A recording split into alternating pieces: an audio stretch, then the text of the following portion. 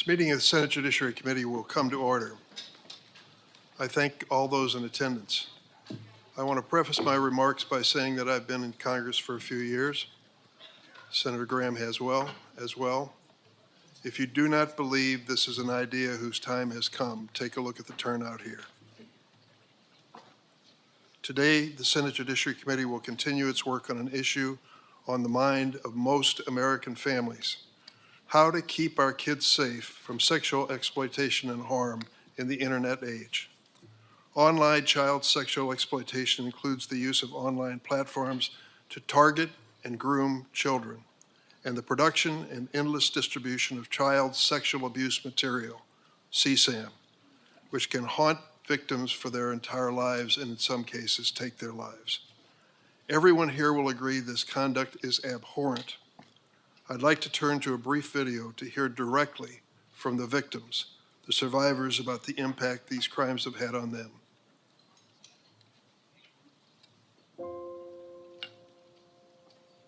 I was sexually exploited on Facebook. I was sexually exploited on Instagram. I was sexually exploited on X. This is my daughter, Olivia. This is our son, Matthew. Look at how beautiful Miriam is. My son, Riley, died from suicide after being sexually exploited on Facebook. The child that gets exploited is never the same ever again. I reported this issue numerous times, and it took over a decade before anyone helped me. You might be able to tell that I am using a green screen. Why is that? In the internet world, my past abusers can contact me. Fans of my abuse material as a child can find me and contact me. As a 17-year-old child, I had to write a victim impact statement after being extorted for 4 consecutive years. While I was strong enough to resist sending him any more pictures, there were dozens more who were not. We got a phone call to find out that my son was in his room and was suicidal. He was only 13 years old at the time. Him and a friend had been exploited online and trafficked. And my son reached out to Twitter or now X. His response was, "Thank you for reaching out. We reviewed the content and we did not find a violation of our policies. So no action will be taken at this time." How many more kids like Matthew? Like Olivia. Like Riley. How many more kids will suffer and die because of social media? Big tech failed to protect my child from sexual exploitation. Big tech failed to protect me from online sexual exploitation. And we need Congress to do something for our children and protect them. It's not too late. It's not too late to do something about it. Online child sexual exploitation is a crisis in America. In 2013, the National Center for Missing and Exploited Children, known as NCMEC, received approximately 1,380 cyber tips per day. By 2023, just 10 years later, the number of cyber tips has risen to 100,000 reports a day. That's 100,000 daily reports of child sexual abuse material, also known as CSAM. In recent years, we've also seen an explosion in the so-called financial sextortion, in which a predator uses a fake social media account to trick a minor into sending explicit photos or videos, then threatens to release them unless the victim sends money. In 2021, NCMEC received a total of 139 reports of sextortion, 2021. In 2023, through the end of October alone, this number skyrocketed to more than 22,000. More than a dozen children have died by suicide after becoming victims of this crime. This disturbing growth in child sexual exploitation is driven by one thing: changes in technology. In 1996, the world's best-selling cell phone was the Motorola StarTAC. While groundbreaking at the time, the clamshell-style cell phone wasn't much different from a traditional phone. It allowed users to make and receive calls and even receive text messages, but that was about it. Fast forward to today. Smartphones are in the pockets of seemingly every man, woman, and teenager on the planet. Like the StarTAC today, today's smartphones allow users to make and receive calls and text, but they can also take photos and videos, support live streaming, and offer countless apps. With the touch of your finger, That smartphone that can entertain and inform you can become a back alley where the lives of your children are damaged and destroyed. These apps have changed the ways we live, work, and play. But as investigations have detailed, social media and messaging apps have also given predators powerful new tools to sexually exploit children. Your carefully crafted algorithms can be more powerful force on the lives of our children than even the most best-intentioned parent. Discord has been used to groom, abduct, and abuse children. Meta's Instagram helped connect and promote a network of pedophiles. Snapchat's disappearing messages have been co-opted by criminals who financially extort young victims. TikTok has become a, quote, platform of choice for predators to access, engage, and groom children for abuse. And the prevalence of CSAM on X has grown as the company has gutted its trust and safety workforce. Today, we'll hear from the CEOs of those companies. They are not only the tech companies that have contributed to this crisis, they are responsible for many of the dangers our children face online. Their design choices, their failures to adequately invest in trust and safety, their constant pursuit of engagement and profit over basic safety have all put our kids and grandkids at risk. Coincidentally, several of these companies implemented common sense child safety improvements within the last week, days before their CEOs would have to justify their lack of action before this committee. But the tech industry alone is not to blame for the situation we're in. Those of us in Congress need to look in the mirror. In 1996, the same year the Motorola StarTAC was flying off shelves, and years before social media went mainstream, we passed Section 230 of the Communications Decency Act. This law immunized the then fledgling internet platforms from liability for user-generated content. Interesting, only one other industry in America has an immunity from civil liability. We'll leave that for another day. For the past 30 years, Section 230 has remained largely unchanged, allowing big tech to grow into the most profitable industry in the history of capitalism without fear of liability for unsafe practices. That has to change. Over the past year, this committee has unanimously reported 5 bills that would finally hold tech companies accountable for child sexual exploitation on their platforms. Unanimous. Take a look at the composition and membership of the Senate Judiciary Committee and imagine, if you will, there's anything we could agree on unanimously. These 5 bills were the object of agreement. One of these bills is by Stop CSAM Act.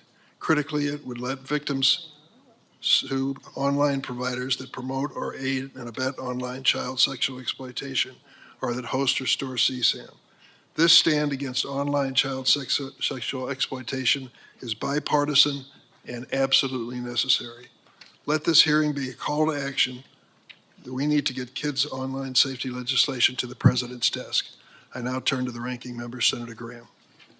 Thank you, Mr. Chairman. The Republicans will answer the call.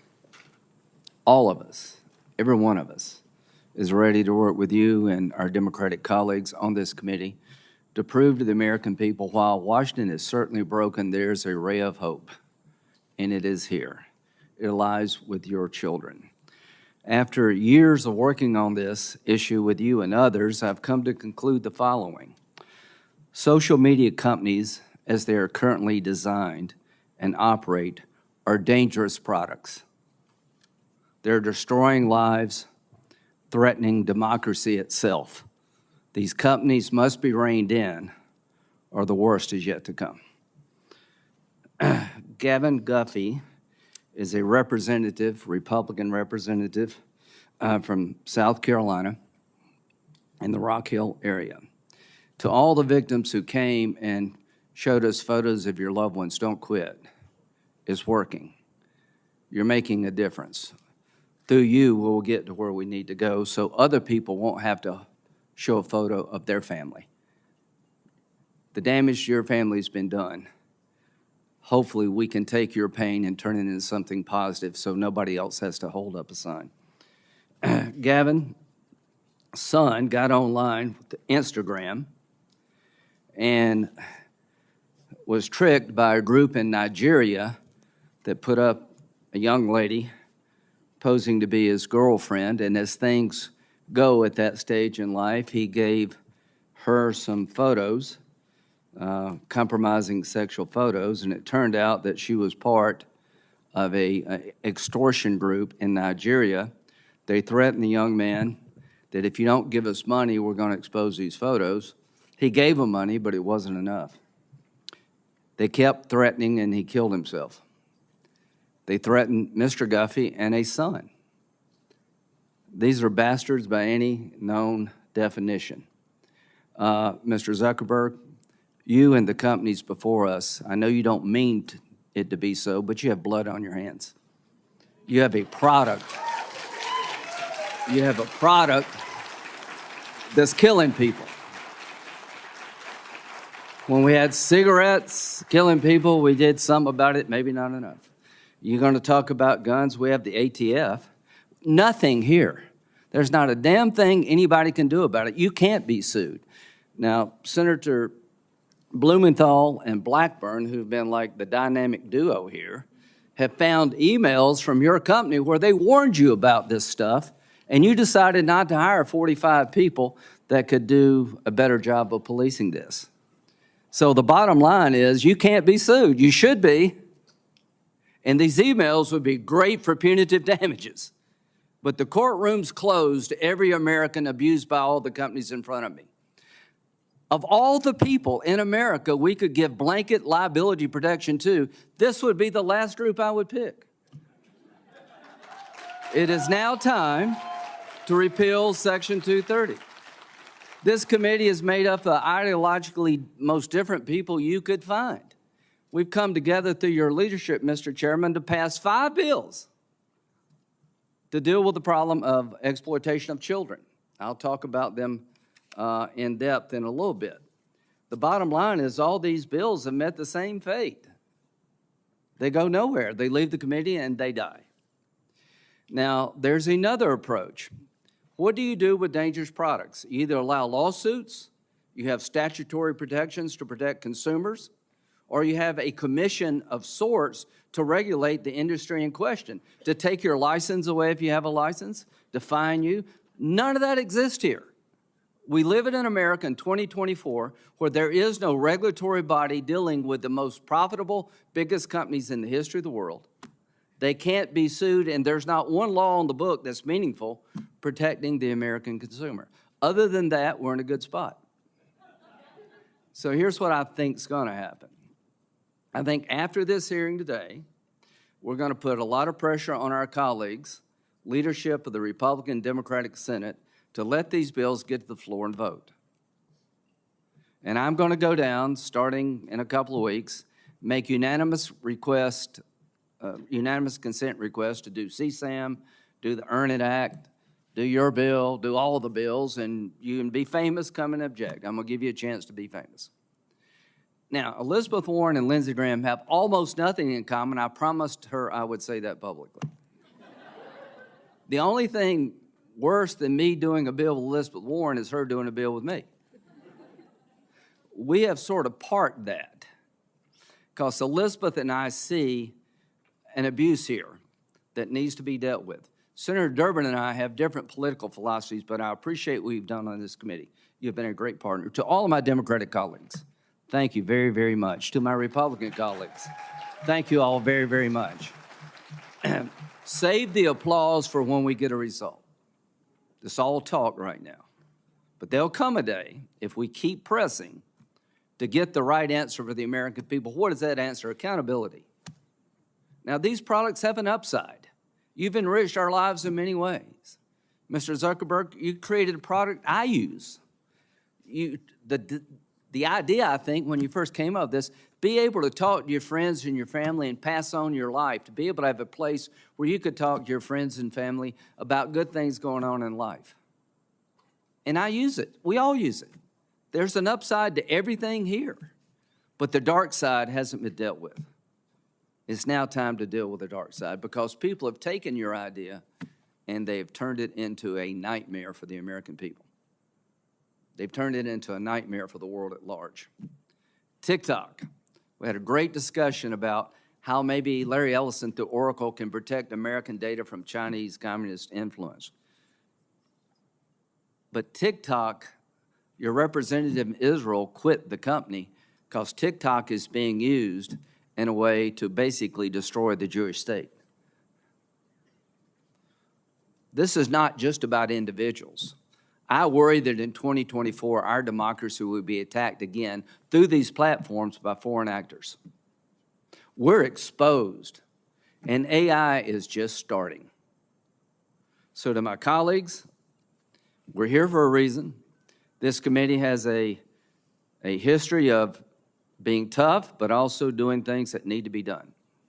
This committee has risen to the occasion. There's more that we can do.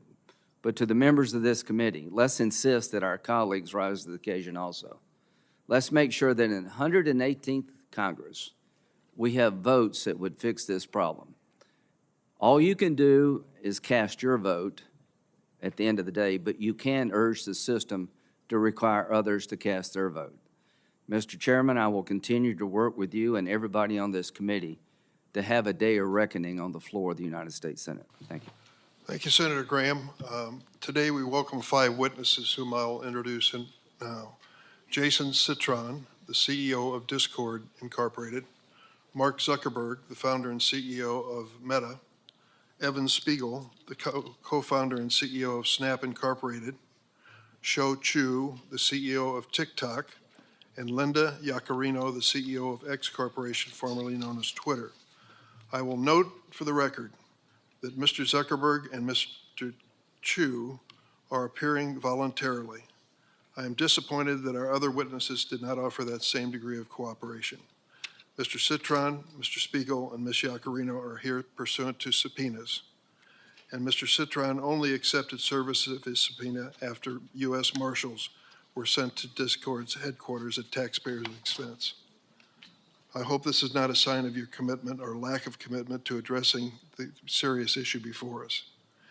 After I swear in the witnesses, each witness will have 5 minutes to make an opening statement. Then senators will ask questions in an opening round, each of 7 minutes. I expect to take a short break at some point during questioning to allow the witnesses to stretch their legs. If anyone is in need of a break at any point, please let my staff know. Before I turn to the witnesses, I'd also like to take a moment to acknowledge that this hearing has gathered a lot of attention, as we expected. We have a large audience, the largest I've seen in this room today. I want to make clear, as with other Judiciary Committee hearings, we ask people to behave appropriately. I know there is high emotion in this room for justifiable reasons, but I ask you to please follow the traditions of the committee. That means no standing, shouting, chanting, or applauding witnesses. Disruptions will not be tolerated. Anyone who does disrupt the hearing will be asked to leave. The witnesses are here today to address a serious topic. We want to hear what they have to say. I thank you for your cooperation. Could all of the witnesses please stand to be sworn in? Do you affirm the testimony you're about to give before the committee will be the truth, the whole truth, and nothing but the truth, so help you God? Let the record reflect that all the witnesses have answered in the affirmative. Mr. Citron, please proceed with your opening statement. Good morning. Good morning. My name is Jason Citron, and I am the co-founder and CEO of Discord. We are an American company with about 800 employees living and working in 33 states. Today, Discord has grown to more than 150 million monthly active users. Discord is a communications platform where friends hang out and talk online about shared interests, from fantasy sports to writing music to video games. I've been playing video games since I was 5 years old, and as a kid, it's how I had fun and found friendship. Many of my fondest memories are of playing video games with friends. We built Discord so that anyone could build friendships playing video games, from Minecraft to Wordle and everything in between. Games have always brought us together, and Discord makes that happen today. Discord is one of the many services that have revolutionized how we communicate with each other in the different moments of our lives. iMessage, Zoom, Gmail, and on and on. They enrich our lives, create communities, accelerate commerce, healthcare, and education.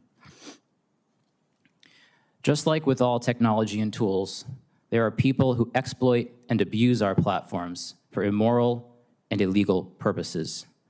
All of us here on the panel today and throughout the tech industry have a solemn and urgent responsibility to ensure that everyone who uses our platforms is protected from these criminals, both online and off. Discord has a special responsibility to do that because a lot of our users are young people. More than 60% of our active users are between the ages of 13 and 24. It's why safety is built into everything we do. It's essential to our mission and our business. And most of all, this is deeply personal. I'm a dad with 2 kids. I want Discord to be a product that they use and love, and I want them to be safe on Discord. I want them to be proud of me for helping to bring this product to the world. That's why I am pleased to be here today to discuss the important topic of the online safety of minors. My written testimony provides a comprehensive overview of our safety programs. Here are a few examples of how we protect and empower young people. First, we've put our money into safety. The tech sector has a reputation of larger companies buying smaller ones to increase user numbers and boost financial results. But the largest acquisition we've ever made at Discord was a company called Centropy. It didn't help us expand our market share or improve our bottom line. In fact, because it uses AI to help us identify, ban, and report criminals and bad behavior, it has actually lowered our user count by getting rid of bad actors. Second, you've heard of end-to-end encryption that blocks anyone, including the platform itself, from seeing users' communications. It's a feature on dozens of platforms, but not on Discord. That's a choice we've made. We don't believe we can fulfill our safety obligations if the text messages of teens are fully encrypted, because encryption would block our ability to investigate a serious situation and, when appropriate, report to law enforcement. Third, we have a zero-tolerance policy on child sexual abuse material, or CSAM. We scan images uploaded to Discord to detect and block the sharing of this abhorrent material. We've also built an innovative tool, Teen Safety Assist, that blocks explicit images and helps young people easily report unwelcome conversations. We've also developed a new semantic hashing technology for detecting novel forms of CSAM called CLIP, and we're sharing this technology with other platforms through the Tech Coalition. Finally, we recognize that improving online safety requires all of us to work together. So we partner with nonprofits, law enforcement, and our tech colleagues to stay ahead of the curve in protecting young people online. We want to be the platform that empowers our users to have better online experiences, to build true connections, genuine friendships, and to have fun. Senators, I sincerely hope today is the beginning of an ongoing dialogue that results in real improvements in online safety. I look forward to your questions and to helping the committee learn more about Discord. Thank you, Mr. Citron. Mr. Zuckerberg.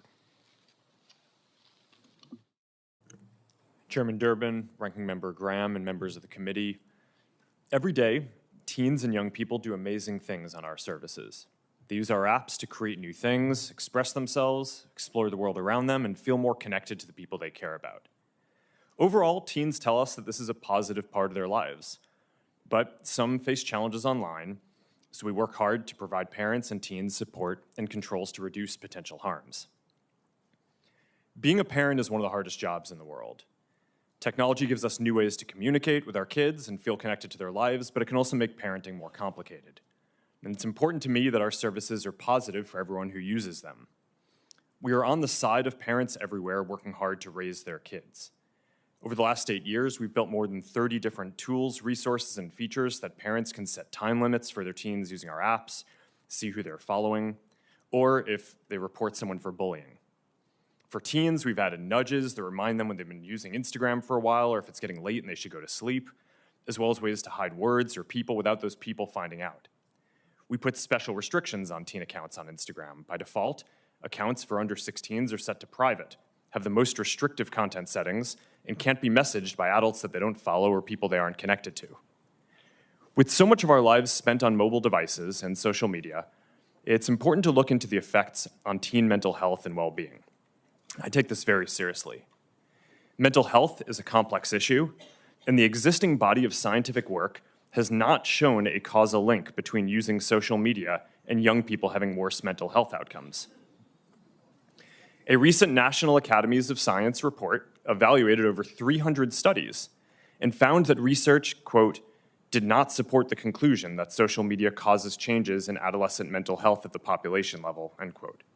It also suggested that social media can provide significant positive benefits when young people use it to express themselves, explore and connect with others.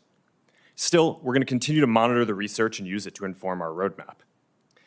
Keeping young people safe online has been a challenge since the internet began, and as criminals evolve their tactics, we have to evolve our defenses too. We work closely with law enforcement to find bad actors and help bring them to justice.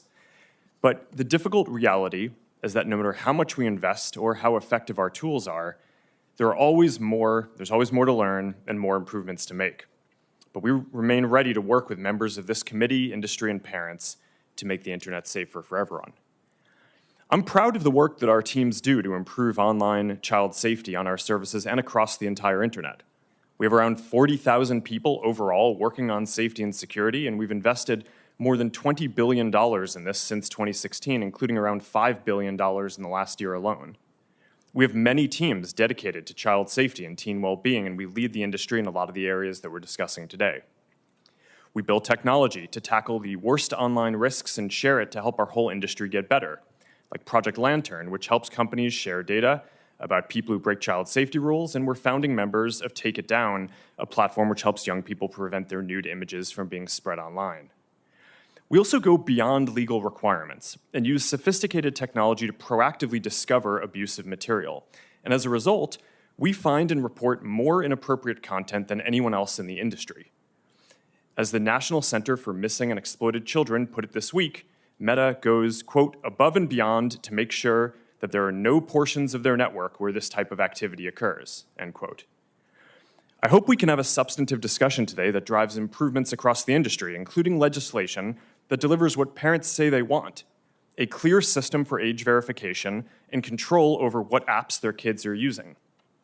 3 out of 4 parents want App Store age verification, and 4 out of 5 want parental approval of whenever teens download apps. We support this. Parents should have the final say on what apps are appropriate for their children and shouldn't have to upload their ID every time. That's what app stores are for. We also support setting industry standards on age-appropriate content and limiting signals for advertising to teens to age and location and not behavior. At the end of the day, we want everyone who uses our services to have safe and positive experiences. Before I wrap up, I want to recognize the families who are here today who have lost a loved one or lived through some terrible things that no family should have to endure. These issues are important for every parent and every platform. I'm committed to continuing to work in these areas, and I hope we can make progress today. Thank you, Mr. Spiegel.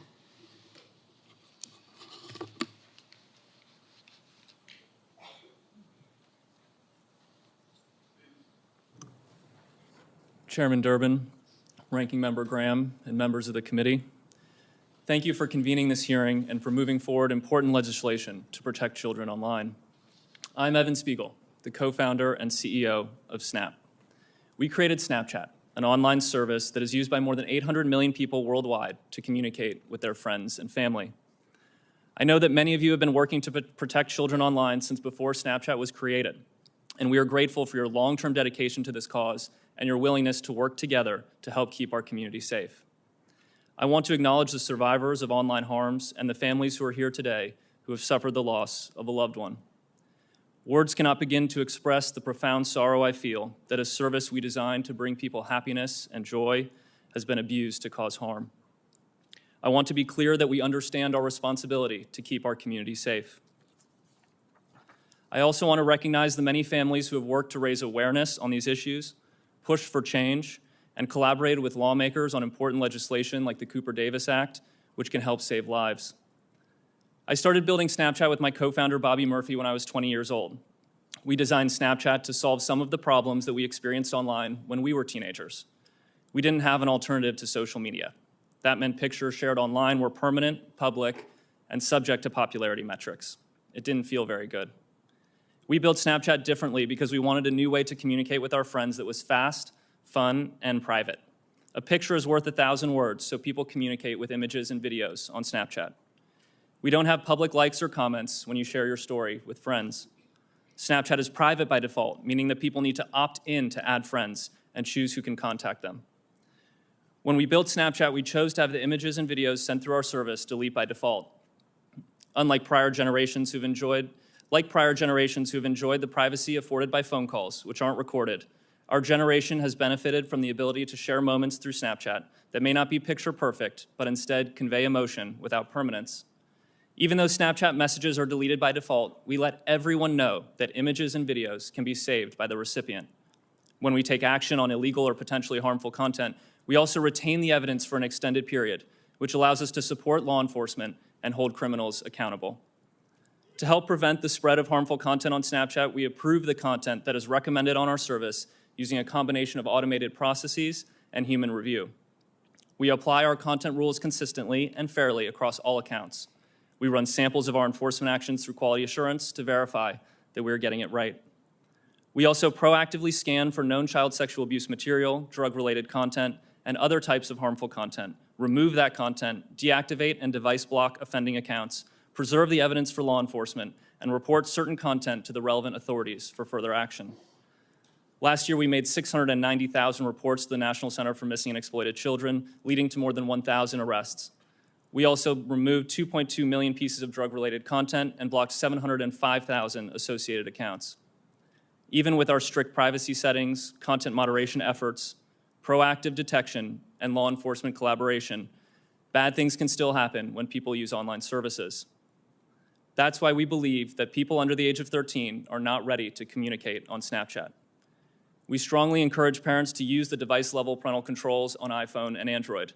We use them in our own household, and my wife approves every app that our 13-year-old downloads. For parents who want more visibility and control, we built Family Center in Snapchat, where you can view who your teen is talking to, review privacy settings, and set content limits. We have worked for years with members of the committee on legislation like the Kids Online Safety Act and the Cooper-Davis Act, which we are proud to support. I want to encourage broader industry support for legislation protecting children online. No legislation is perfect, but some rules of the road are better than none. Much of the work that we do to protect people that use our service would not be possible without the support of our partners across the industry, government, nonprofit organizations, NGOs, and in particular law enforcement and the first responders who have committed their lives to helping keep people safe. I am profoundly grateful for the extraordinary efforts across our country and around the world to prevent criminals from using online services to perpetrate their crimes. I feel an overwhelming sense of gratitude for the opportunities that this country has afforded me and my family. I feel a deep obligation to give back and to make a positive difference, and I am grateful to be here today as part of this vitally important democratic process. Members of the committee, I give you my commitment that we will be part of the solution for online safety. We will be honest about our shortcomings, and we will work continuously to improve. Thank you, and I look forward to answering your questions. Thank you, Mr. Spiegel. Mr. Chu. Chair Durbin, Ranking Member Graham, and members of the committee, I appreciate the opportunity to appear before you today. My name is Shou Chu, and I'm the CEO of TikTok, an online community of more than 1 billion people worldwide, including well over 170 million Americans who use our app every month to create, to share, and to discover. Now, although the average age on TikTok in the US is over 30, we recognize that special safeguards are required to protect minors, and especially when it comes to combating all forms of CSAM. As a father of 3 young children myself, I know that the issues that we're discussing today are horrific and the nightmare of every parent. I am proud of our efforts to address the threats to young people online, from a commitment to protecting them to our industry-leading policies, use of innovative technology, and significant ongoing investments in trust and safety to achieve this goal. TikTok is vigilant about enforcing its 13 and up age policy and offers an experience for teens that is much more restrictive than you and I would have as adults. We make careful product design choices to help make our app inhospitable to those seeking to harm teens. Let me give you a few examples of long-standing policies that are unique to TikTok. We didn't do them last week. First, direct messaging is not available to any users under the age of 16. Second, accounts for people under 16 are automatically set to private along with their content. Furthermore, the content cannot be downloaded and will not be recommended to people they do not know. Third, every teen under 18 has a screen time limit automatically set to 60 minutes. And fourth, only people 18 and above are allowed to use our live stream feature. I'm proud to say that TikTok was among the first to empower parents to supervise their teens on our app with our family pairing tools. This includes setting screen time limits, filtering out content from the teens' feeds, amongst others. We made these choices after consulting with doctors and safety experts who understand the unique stages of teenage development to ensure that we have the appropriate safeguards to prevent harm and minimize risk. Now, safety is one of the core priorities that defines TikTok under my leadership. We currently have more than 40,000 trust and safety professionals working to protect our community globally. And we expect to invest more than $2 billion in trust and safety efforts this year alone, with a significant part of that in our US operations. Our robust community guidelines strictly prohibit content or behavior that puts teenagers at risk of exploitation or other harm, and we vigorously enforce them. Our technology moderates all content uploaded to our app to help quickly identify potential CSAM and other material that breaks our rules. It automatically removes the content or elevates it to our safety professionals for further review. We also moderate direct messages for CSAM and related material, and use third-party tools like PhotoDNA and Take It Down to combat CSAM to prevent content from being uploaded to our platform. We continually meet with parents, teachers, and teens. In fact, I sat down with a group just a few days ago. We use their insight to strengthen the protections on our platform, and we also work with leading groups like the Technology Coalition. The steps that we're taking to protect teens are a critical part of our larger trust and safety work as we continue our voluntary and unprecedented efforts to build a safe and secure data environment for US users, ensuring that our platform remains free from outside manipulation and implementing safeguards on our content recommendation and moderation tools. Keeping teens safe online requires a collaborative effort as well as collective action. We share the community's concern and commitment to protect young people online, and we welcome the opportunity to work with you on legislation to achieve this goal. Our commitment is ongoing and unwavering because there is no finish line when it comes to protecting teens. Thank you for your time and consideration today. I'm happy to answer your questions. Thanks, Mr. Ju. Ms. Yaccarino.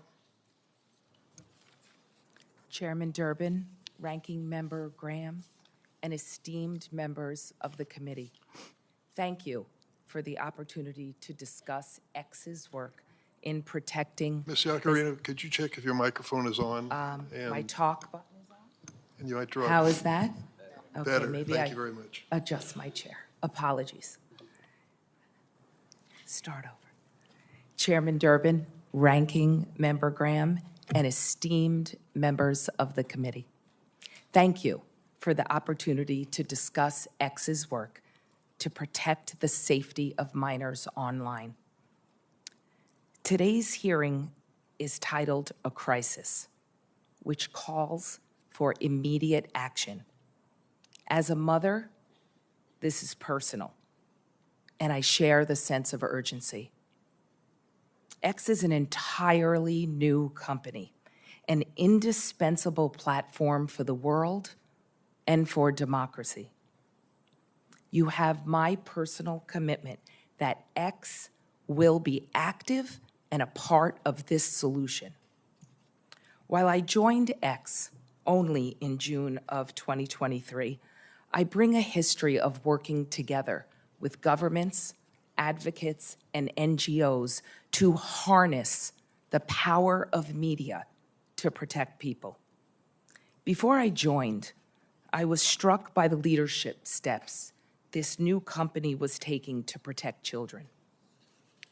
X is not the platform of choice for children and teens. We do not have a line of business dedicated to children. Children under the age of 13 are not allowed to open an account. Less than 1% of the US users on X are between the ages of 13 and 17. And those users are automatically set to a private default setting and cannot accept a message from anyone they do not approve. In the last 14 months, X has made material changes to protect minors. Our policy is clear. X has zero tolerance towards any material that features or promotes child sexual exploitation. My written testimony details X's extensive policies on content or actions that are prohibited and include grooming, blackmail, and identifying alleged victims of CSE. We've also strengthened our enforcement with more tools and technology to prevent those bad actors from distributing, searching for, and engaging with CSE content. If CSE content is posted on X, we remove it. And now we also remove any account that engages with CSE content, whether it is real or computer generated. Last year, X suspended 12.4 million accounts for violating our CSE policies. This is up from 2.3 million accounts that were removed by Twitter in 2022. In 2023, 850,000 reports were sent to NCMEC, including our first ever auto-generated report. This is 8 times more than was reported by Twitter in 2022. We've changed our priorities. We've restructured our trust and safety teams to remain strong and agile. We are building a trust and safety center of excellence in Austin, Texas, to bring more agents in-house to accelerate our impact.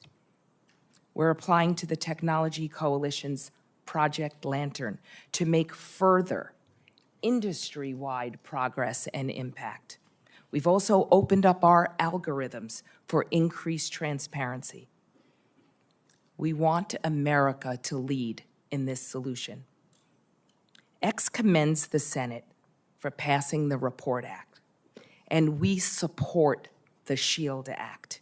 It is time for a federal standard to criminalize the sharing of non-consensual intimate material. We need to raise the standards across the entire internet ecosystem, especially for those tech companies that are not here today and not stepping up. X supports the Stop CSAM Act. The Kids Online Safety Act should continue to progress, and we will support the continuation to engage with it and ensure the protections of the freedom of speech. There are 2 additional areas that require everyone's attention. First, as the daughter of a police officer, law enforcement must have the critical resources to bring these bad offenders to justice. Second, with artificial intelligence, offenders' tactics will continue to sophisticate and evolve. Industry collaboration is imperative here. X believes that the freedom of speech and platform safety can and must coexist. We agree that now is the time to act with urgency. Thank you. I look forward to answering your questions. Thank you very much, Ms. Yaccarino. Now we'll go into rounds of questions, 7 minutes each for the members as well. I would like to make note of your testimony, Ms. Yaccarino. I believe you are the first social media company to publicly endorse the CSAM Act. It is our honor, Chairman. That is progress, my friends. Thank you for doing that. I'm still going to be asking some probing questions, but let me get down to the bottom line here. I'm going to focus on my legislation on CSAM.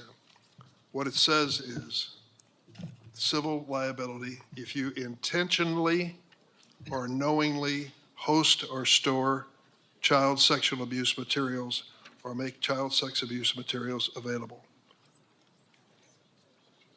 Secondly, intentionally or knowingly promote or aid and abet a violation of child sexual exploitation laws.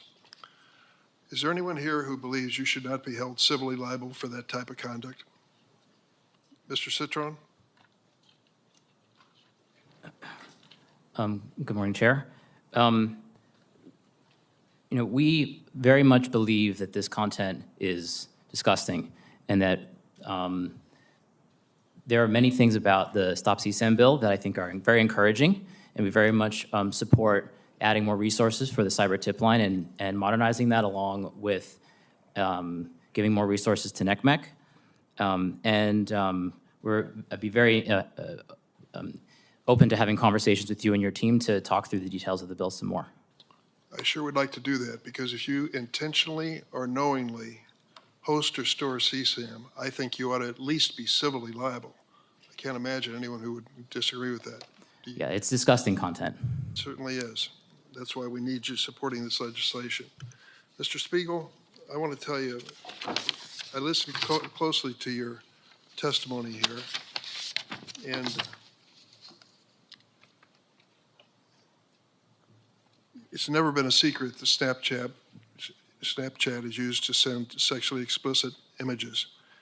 In 2013, early in your company's history, you admitted this in an interview. Do you remember that interview?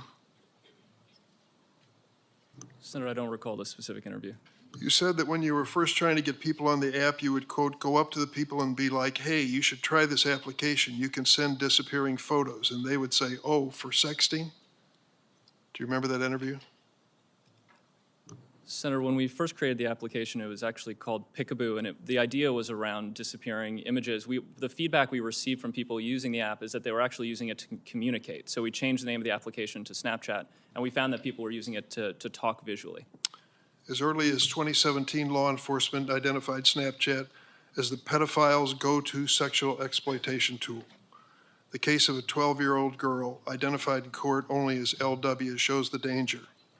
Over 2.5 years, a predator sexually groomed her, sending her sexually explicit images and videos over Snapchat. The man admitted that he only used Snapchat with LW and not any other platforms because he, quote, knew the chats would go away. Did you and everyone else at Snap really fail to see that the platform was the perfect tool for sexual predators? Senator, that behavior is disgusting and reprehensible. We provide in-app reporting tools so that people who are being harassed or who are, have been shared inappropriate sexual content can report it. In the case of harassment or sexual content, we typically respond to those reports within 15 minutes so that we can provide help. When LW, the victim, sued Snapchat, her case was dismissed under Section 230 of the Communications Decency Act. Do you have any doubt that had Snap faced the prospect of civil liability for facilitating sexual exploitation, the company would have implemented even better safeguards? Senator, we already work extensively to proactively detect this type of behavior. We make it very difficult for predators to find teens on Snapchat. There are no public friends lists, no public profile photos. When we recommend friends for teens, we make sure that they have several mutual friends in common before making that recommendation. We believe those safeguards are important to preventing predators from misusing our platform. Mr. Citron, according to Discord's website, it takes a, quote, proactive and automated approach to safety only on servers with more than 200 members. Smaller servers rely on server owners and community moderators to define and enforce behavior. So how do you defend an approach to safety that relies on groups of fewer than 200 sexual predators to report themselves for things like grooming, trading a CSAM, or sextortion? Chair, our goal is to get all of that content off of our platform and ideally prevent it from showing up in the first place or from people engaging in these kind of horrific activities. We deploy a wide array of techniques that work across every surface on our on Discord. I mentioned we recently launched something called Teen Safety Assist, which works everywhere, and it's on by default for teen users. That kind of acts like a buddy that lets them know if they're in a situation or talking with someone that may be inappropriate, so they can report that to us and block that user. Mr. Citron, if that were working, we wouldn't be here today. Chair, this is an ongoing challenge for all of us. That is why we're here today. But we do have 15% of our company is focused on trust and safety, of which this is one of our top issues. That's more people than we have working on marketing and promoting the company. So we take these issues very seriously, but we know it's an ongoing challenge, and I look forward to working with you and collaborating with our tech peers and the nonprofits to improve our approach.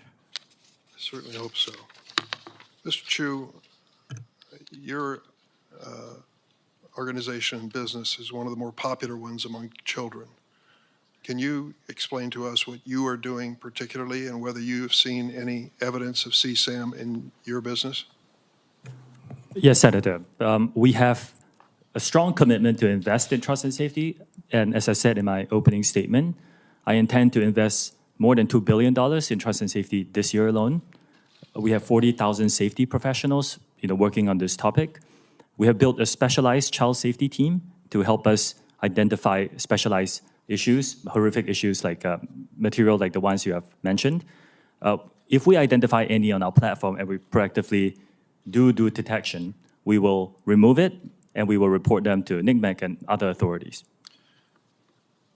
Why is it TikTok allowing children to be exploited into performing commercialized sex acts? Senator, I respectfully disagree with that characterization. Our live streaming product is not for anyone below the age of 18. We have taken action to identify anyone who violates that, and we remove them from using that service. At this point, I'm going to turn to my ranking member, Senator Graham. Thank you, Mr. Citron. You said we need to start a discussion. Be honest with you, we've been having this discussion for a very long time. We need to get a result, not a discussion. Do you agree with that? Ranking member, I agree this is an issue that we've also been very focused on since we started our company in 2015, Okay. but this is the first Are time you we've familiar with the Earn It Act, authored by myself and Senator Blumenthal? A little bit, yes. Okay, or do you support that? Like yes or no? We're not prepared to support it today, but we believe that Do section... you support the CSAM Act? The Stop CSAM Act, we are not prepared to support today, Okay, but we do you think there... support the SHIELD Act? We believe that the cyber tip line... Do you support it, yes or no? We believe that the cyber tip line and NCMEC... I'll take that to be no. The Project Safe Childhood Act, do you support it? We believe that... I'll take that to be no. The Report Act, do you support it? Ranking Member Graham, we very much look forward to having conversations with you and your team. We Well, I want to be look part forward of the to solution. passing a bill that will solve the problem. Do you support removing Section 230 liability protections for social media companies? I believe that Section 230 needs to be updated. It's a very old law. Do you support repealing it so people can sue if they believe they're harmed? I think that Section 230, as written, while it has many downsides, has enabled innovation on the internet, which I think has largely been... Thank you very much. So here you are. If you're waiting on these guys to solve the problem, we're going to die waiting. Mr. Zuckerberg, Mr.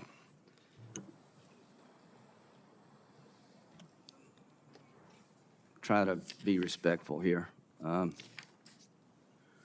representative from South Carolina, Mr. Guffey's son, got caught up in a sex extortion ring in Nigeria using Instagram. He was shaken down, paid money. That wasn't enough, and he killed himself using Instagram. What would you like to say to him? Well, it's terrible. I mean, no one should have to go through something like that. You think he should be allowed to sue you? I think that they can sue us. Well, I think he should, and he can't. So the bottom line here, folks, is that this committee is done with talking. We passed 5 bills unanimously that in their different ways, and look at who did this. Graham Blumenthal, Durbin Hawley, Klobuchar Cornyn, Klobuchar, Blackburn, and Ossoff. I mean, we've found common ground here that just is astonishing. And we've had hearing after hearing, Mr. Chairman, and the bottom line is I've come to conclude, gentlemen, that you're not going to support any of this. Linda, how you say your last name? Yaccarino. Do you support the Earn It Act? We strongly support the collaboration to raise industry practices to Do you support the Earn prevent It Act? CSAM. Do you support the Earn It? In English, do you support the Earn It Act? Yes or no? We don't need double speak We here. look forward to supporting and continue our conversations. Okay, so I'll as take you that can as no. see, But you have taken, the reason the Earn It Act is important, you can actually lose your liability protections when children are exploited and you didn't use best business practices. See, the Earn It Act means you have to earn liability protection. You're given it no matter what you do. So to the members of this committee, it is now time to make sure that the people who are holding up the signs can sue on behalf of their loved ones. Nothing will change until the courtroom door is open to victims of social media. $2 billion, Mr. Chu. What percentage is that of what you made last year? Senator, it's a significant and increasing investment. As a private like, company, we're not you sharing pay our taxes. financials. I mean, 2% is what percent of your revenue? Senator, we're not ready to share our financials in public. Well, I just think $2 billion sounds a lot unless you make $100 billion. So the point is, you know, when you tell us you're going to spend $2 billion, great, but how much do you make? You know, it's all about eyeballs. Well, our goal is to get eyeballs on you. And it's just not about children. I mean, the damage being done. Do you realize, Mr. Chu, that your TikTok representative in Israel resigned yesterday? Yes, I am aware. Okay, and he said, I resigned from TikTok. We're living in a time in which our existence as Jews in Israel, and Israel is under attack and in danger. Multiple screenshots taken from TikTok's internal employee chat platform known as LARC show how TikTok's trust and safety officers celebrate the barbaric acts of Hamas and other Iranian-backed terror groups, including the Houthis in Yemen. Senator, I need to make it very clear that pro-Hamas content and hate speech is not allowed on our platform or within our company. Why did he resign? Why did he quit? Senator, we also do not allow any hateful behavior at work. Do you know why he quit? We do not allow this. We will investigate such claims. My question is, he quit. I'm sure he had a good job.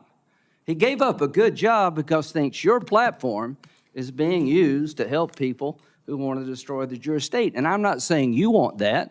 Mr. Zuckerberg, I'm not saying you want, as an individual, any of the harms. I am saying that the products you have created with all the upside have a dark side.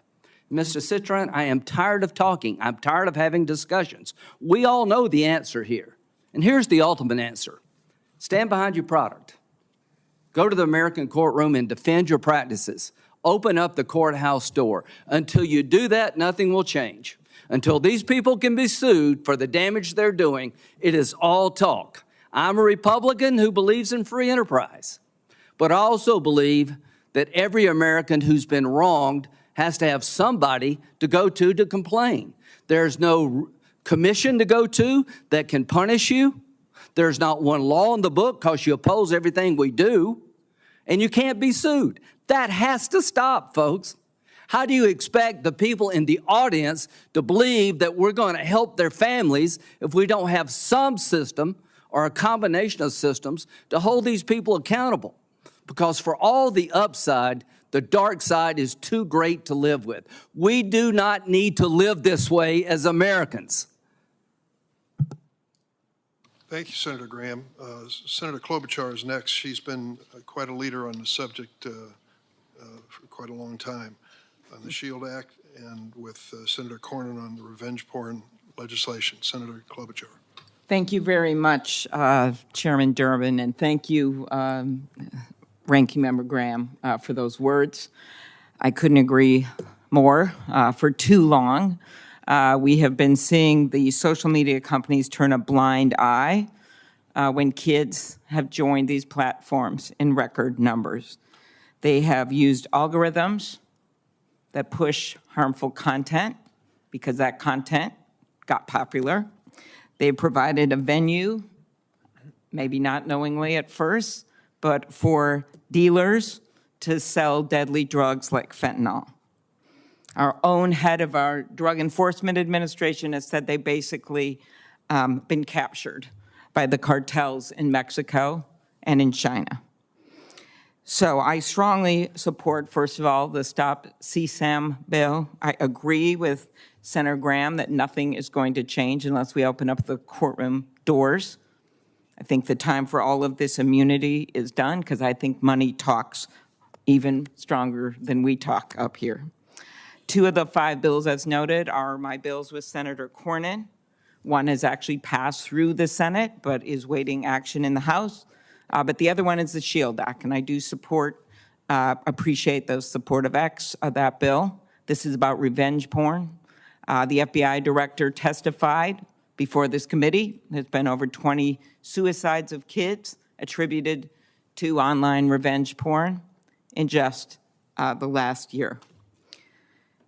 But for those parents out there and those families, this is for them about their own child, but it's also about making sure this doesn't happen to other children. I know because I've talked to these parents. Parents like Bridget Noring from Hastings, Minnesota, who is out there today. Bridget lost her teenage son after he took a fentanyl lace pill that he purchased on the internet. Amy Neville is also here.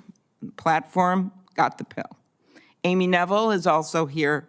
Her son Alexander was only 14 when he died after taking a pill he didn't know was actually fentanyl. We're starting a law enforcement campaign, One Pill Kills in Minnesota, going to the schools with the sheriffs and law enforcement.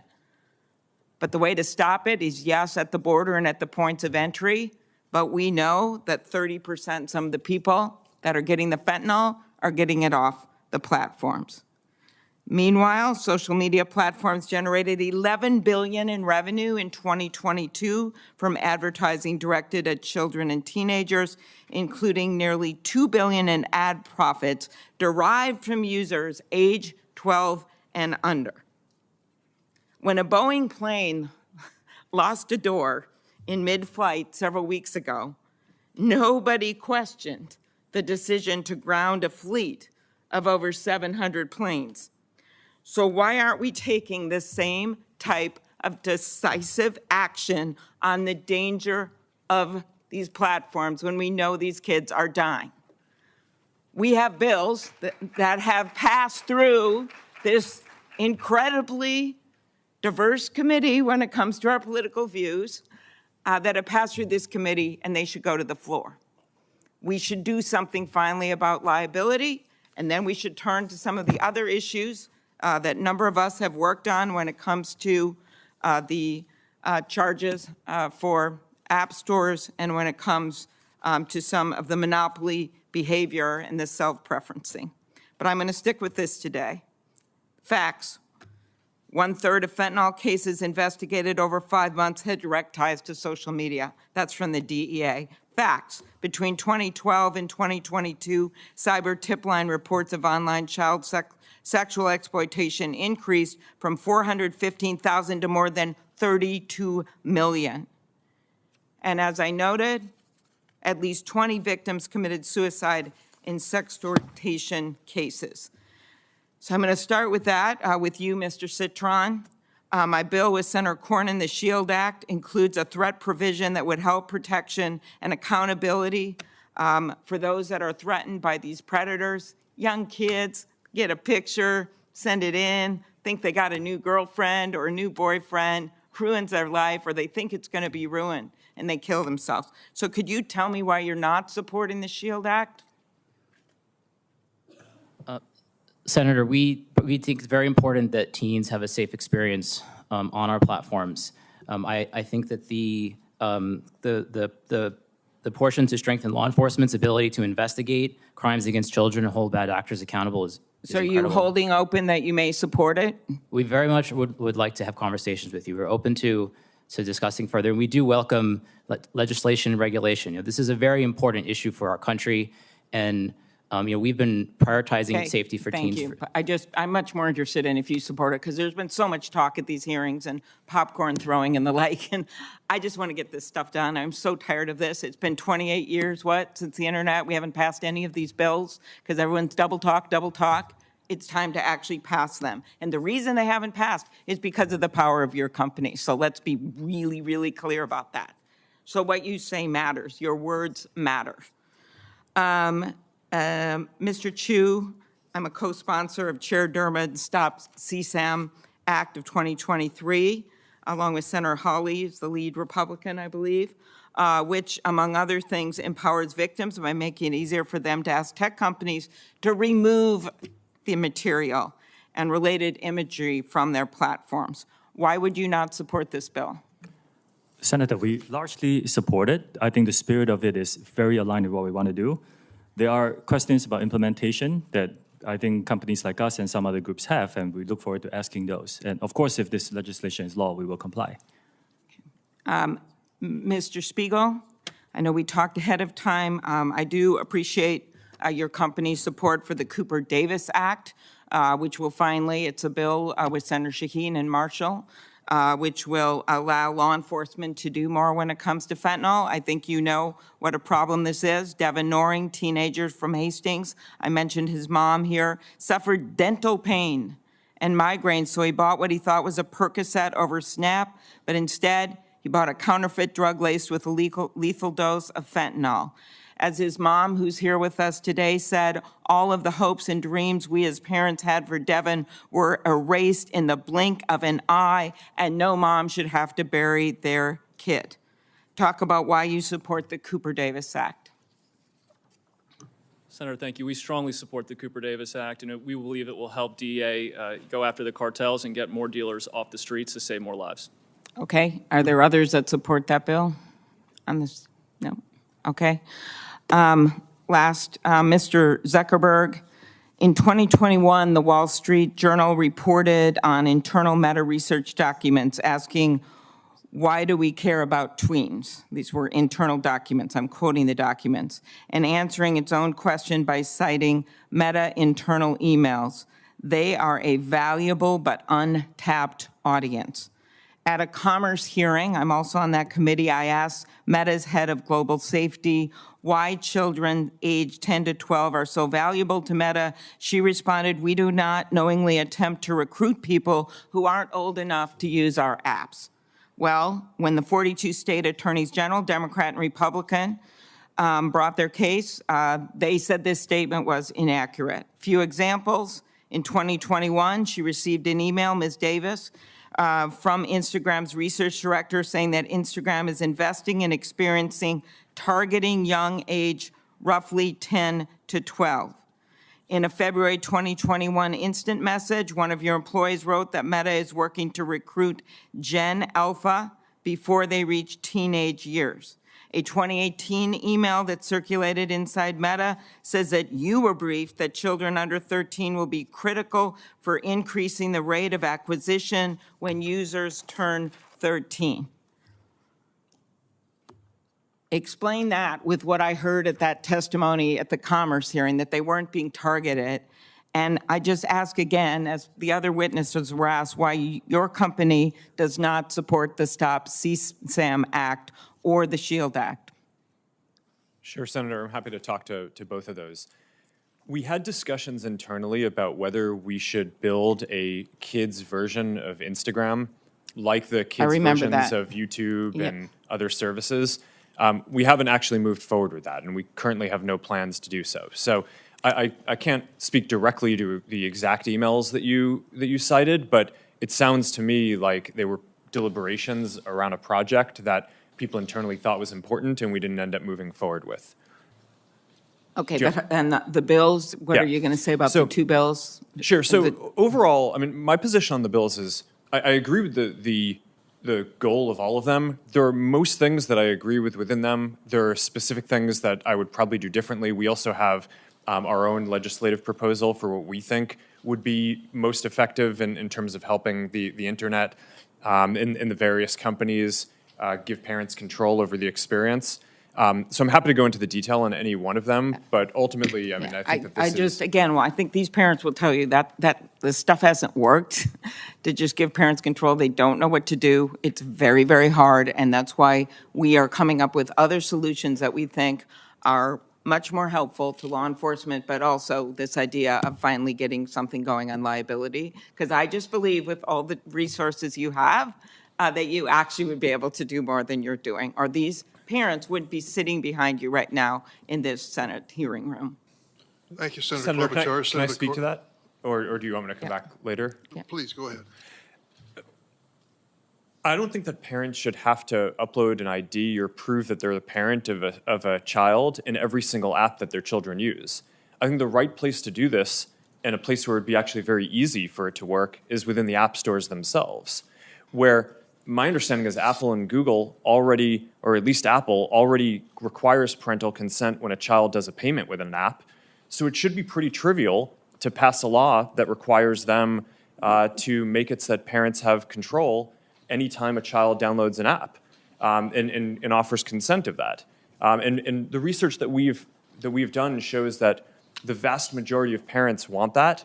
And I think that that's the type of legislation, in addition to some of the other ideas that you all have, that would make this a lot easier for parents. Just to be clear, I remember one mom telling me, with all these things she could maybe do that she can't figure out, it's like a faucet overflowing in a sink, and she's out there with a mop while her kids are getting addicted to more and more different apps and being exposed to material. We've got to make this simpler for parents so they can protect their kids, and I just don't think this is going to be the way to do it. I think the answer is what Senator Graham has been talking about, which is opening up the halls of the courtroom so that puts it on you guys to protect these parents and protect these kids, and then also to pass some of these laws that makes it easier for law enforcement. Thank you, Senator Klobuchar. We're going to try to stick to the 7-minute rule. Didn't work very well, but I'll try to give additional time on the other side as well. Senator Cornyn. There's no question that your platforms are very popular, but we know that while here in the United States we have an open society and free exchange of information, that there are authoritarian governments, there are criminals who will use your platforms for the sale of drugs, for sex, for extortion, and the like. And Mr. Chu, I think your company is unique among the ones represented here today because of its ownership by ByteDance, a Chinese company. And I know there have been some steps that you've taken to wall off the data collected here in the United States. But the fact of the matter is that under Chinese law and Chinese national intelligence laws, all information accumulated by companies in the People's Republic of China are required to be shared with the Chinese intelligence services. ByteDance, the initial release of TikTok, I understand, was 2016. These efforts that you made with Oracle under the so-called Project Texas to wall off the U.S. data was in 2021, and apparently allegedly fully walled off in March of 23. What happened to all of the data that TikTok collected before that Senator, thank you. from American users? Understand. TikTok is owned by ByteDance, which is majority owned by global investors, and we have 3 Americans on the board out of 5. You are right in pointing out that over the last 3 years, we have spent billions of dollars building out Project Texas, which is a plan that is unprecedented in our industry to firewall off protected U.S. data from the rest of our staff. And I'm asking about all of the data that you collected prior to that event. Yes, Senator. We have started a data deletion plan. I talked about this a year ago. We have finished the first phase of data deletion through our data centers outside of the Oracle Cloud infrastructure. And we're beginning phase 2, where we will not only delete from the data centers, we will hire a third party to verify that work. And then we will go into, for example, employees' working laptops to delete that as well. Was all of the data collected by TikTok prior to Project Texas shared with the Chinese government pursuant to the national intelligence laws? Is that country? Senator, we have not been asked for any data by the Chinese government, and we have never provided it.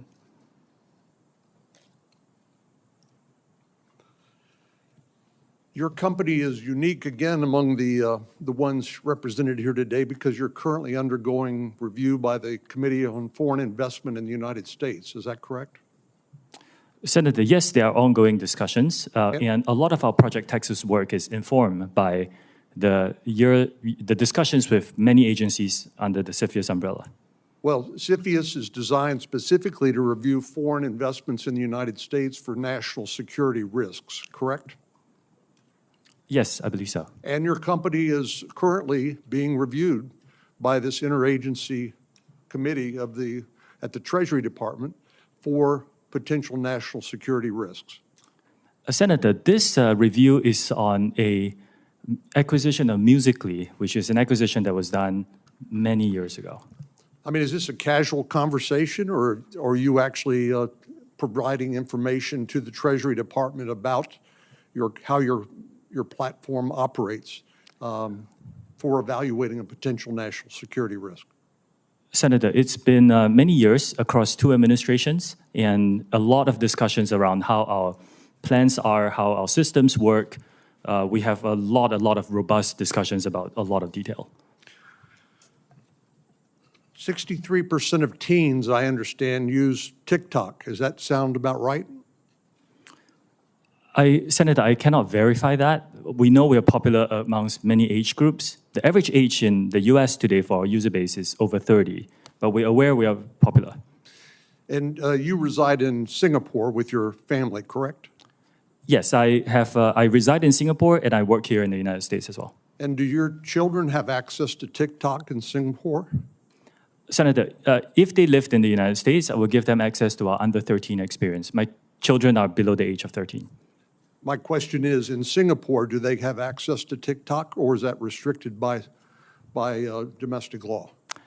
We do not have an under 13 experience in Singapore. We have that in the United States. Because we were deemed a mixed audience app, and we created the under 13 experience in response to that. A Wall Street Journal article published yesterday directly contradicts what your company has stated publicly. According to the journal, employees under the Project Texas say that U.S. user data, including user emails, birth date, IP addresses, continue to be shared with ByteDance staff, again, owned by a Chinese company.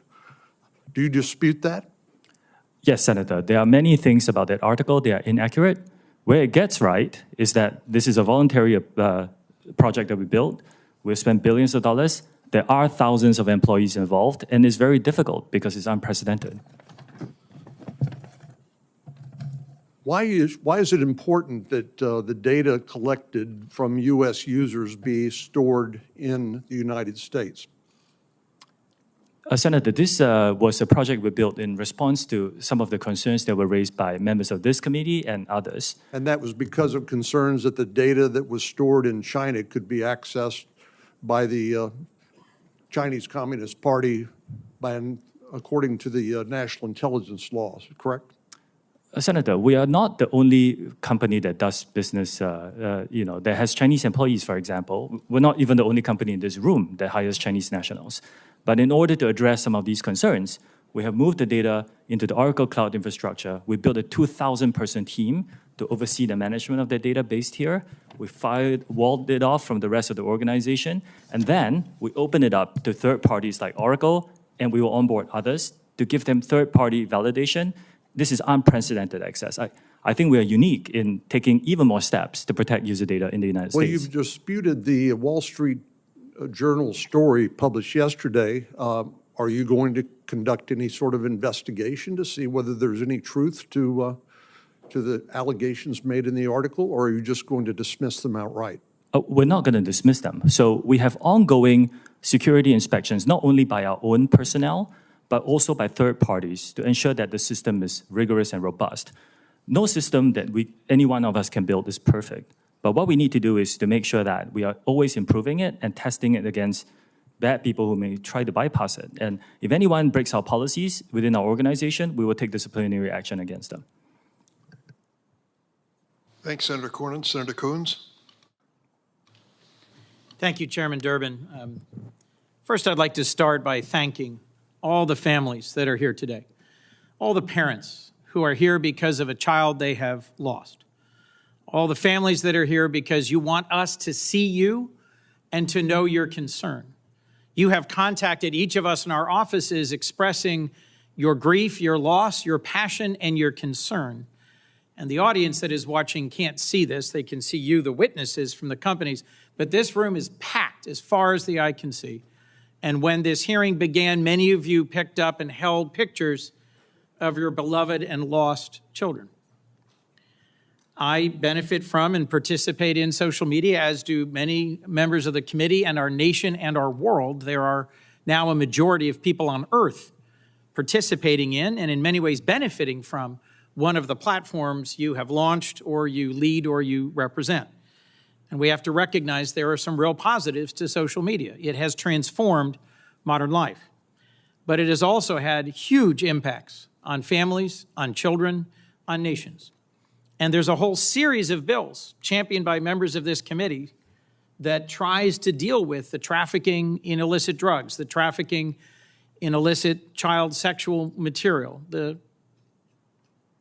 things that are facilitated on your platforms that may lead to self-harm or suicide.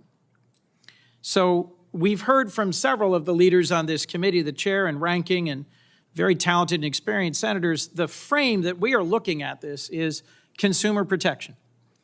When there is some new technology, we put in place regulations to make sure that it is not overly harmful. As my friend Senator Klobuchar pointed out, one door flew off of one plane, no one was hurt. And yet the entire Boeing fleet of that type of plane was grounded, and a federal fit-for-purpose agency did an immediate safety review.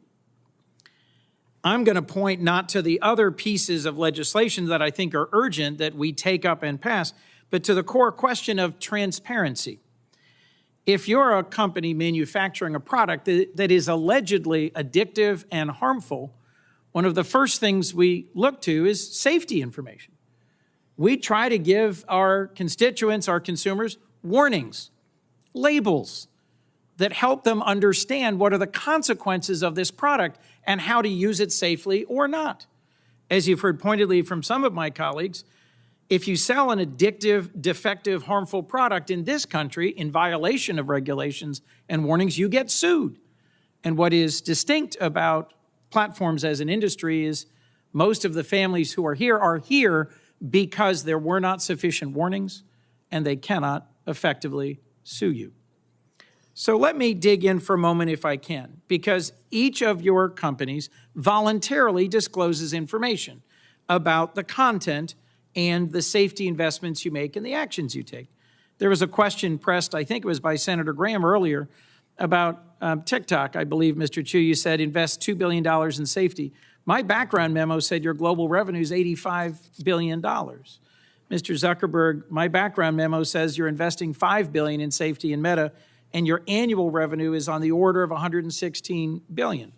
So what matters, you can hear some expressions from the parents in the audience. What matters is the relative numbers and the absolute numbers. Your data folks, if there's anybody in this world who understand data, it's you guys. So I want to walk through whether or not these voluntary measures of disclosure of content and harm are sufficient. Because I would argue we're here because they're not. Without better information, how can policymakers know whether the protections you've testified about, the new initiatives, the starting programs, the monitoring, and the takedowns are actually working? How can we understand meaningfully how big these problems are without measuring and reporting data? Mr. Zuckerberg, your testimony referenced a National Academy of Sciences study that said at the population level, there is no proof about harm for mental health. Well, it may not be at the population level, but I'm looking at a room full of hundreds of parents who have lost children. And our challenge is to take the data and to make good decisions about protecting families and children from harm. So let me ask about what your companies do or don't report. And I'm going to particularly focus on your content policies around self-harm and suicide. And I'm just going to ask a series of yes or no questions. And what I'm getting at is, do you disclose enough? Mr. Zuckerberg, from your policies prohibiting content about suicide or self-harm, do you report an estimate of the total amount of content, not a percentage of the overall, not a prevalence number, but the total amount of content on your platform that violates this policy? And do you report the total number of views that self-harm or suicide-promoting content that violates this policy gets on your platform? Yes, Senator. We pioneered a quarterly reporting on our community standards enforcement across all these different categories of harmful content. We focus on prevalence, which you mentioned, because what we're focused on is what % of the content that we take down. So, Mr. Zuckerberg, I'm going to interrupt you, and you're very talented. I have very little time left. I'm trying to get an answer to a question. Not as a percentage of the total, because remember, it's a huge number, so the percentage is small. But do you report the actual amount of content and the amount of views self-harm content received? No, I believe we focus on prevalence. Correct. You don't. Ms. Yaccarino, yes or no? You report it or you don't? Senator, as a reminder, we have less than 1% of our users that are between the ages of 13 and 17. Do you report the absolute number of how many images and how often viewed? Posts and accounts that we've taken down in 2023? Yes. We've taken over almost 1 million posts down that in regards to mental health and self-harm. Mr. Chu, do you disclose the number of appearances of these types of content and how many are viewed before they're taken down? Senator, we disclose the number we take down based on each category of violation and how many of that were taken down proactively before it was reported. Mr. Spiegel? Yes, Senator, we do disclose. Mr. Citron? Yes, we do. So I've got 3 more questions I'd love to walk through if I had unlimited time. I will submit them for the record. The larger point is that platforms need to hand over more content about how the algorithms work, what the content does, and what the consequences are. Not at the aggregate, not at the population level, but the actual numbers of cases so we can understand the content. In closing, Mr. Chairman, I have a bipartisan bill, the Platform Accountability and Transparency Act, co-sponsored by Senators Cornyn, Klobuchar, Blumenthal on this committee and Senator Cassidy and others. It's in front of the Commerce Committee, not this committee. But it would set reasonable standards for disclosure and transparency to make sure that we're doing our jobs based on data. Yes, there's a lot of emotion in this field, understandably. But if we're going to legislate responsibly about the management of the content on your platforms, we need to have better data. Is there any one of you willing to say now that you support this bill? Mr. Chairman, let the record reflect a yawning silence from the leaders of the social media platforms. Thank you. Thanks, Senator Coons. We're on the first of 2 roll calls. And so please understand if some of the members leave and come back, it's no disrespect. They're doing their job. Senator Lee. Thank you, Mr. Chairman. Tragically, Survivors of sexual abuse are often repeatedly victimized and re-victimized over and over and over again by having non-consensual images of themselves on social media platforms. There's a NCMEC study that pointed out there was one instance of CSAM that reappeared more than 490,000 times after it had been reported.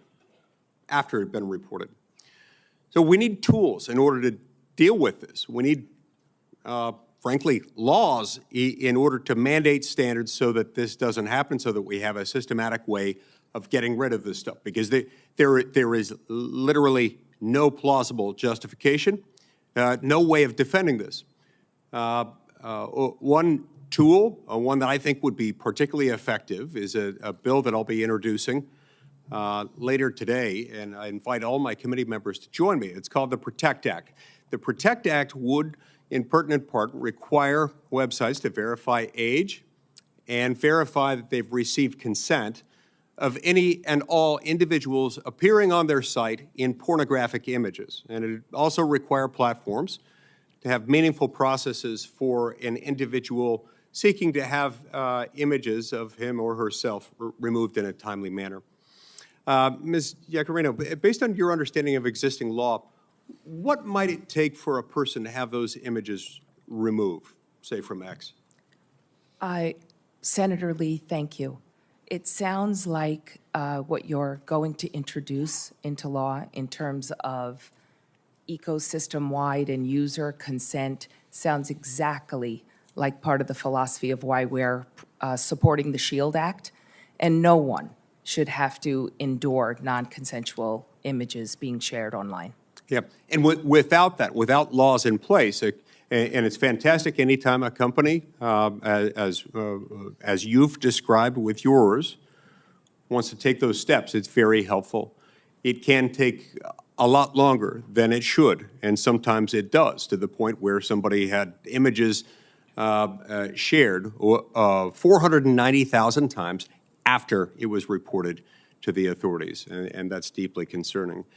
But yes, the PROTECT Act would work in tandem with. It's a good complement to the SHIELD Act. Mr. Zuckerberg, let's turn to you next. As you know, I feel strongly about privacy and believe that one of the best protections for an individual's privacy online involves end-to-end encryption. We also know that a great deal of grooming and sharing of CSAM happens to occur on end-to-end encrypted systems. Tell me, does Meta allow juvenile accounts on its platforms to use encrypted messaging services within those apps? Sorry, Senator, what do you mean juvenile? Underage, people under 18. Under 18. We allow people under the age of 18 to use WhatsApp, and we do allow that to be encrypted, yes. Do you have a bottom level age at which they're not allowed to use it? I don't think we allow people under the age of 13. Yep. What about you, Mr. Citron? On Discord, do you allow kids to have accounts to access encrypted messaging?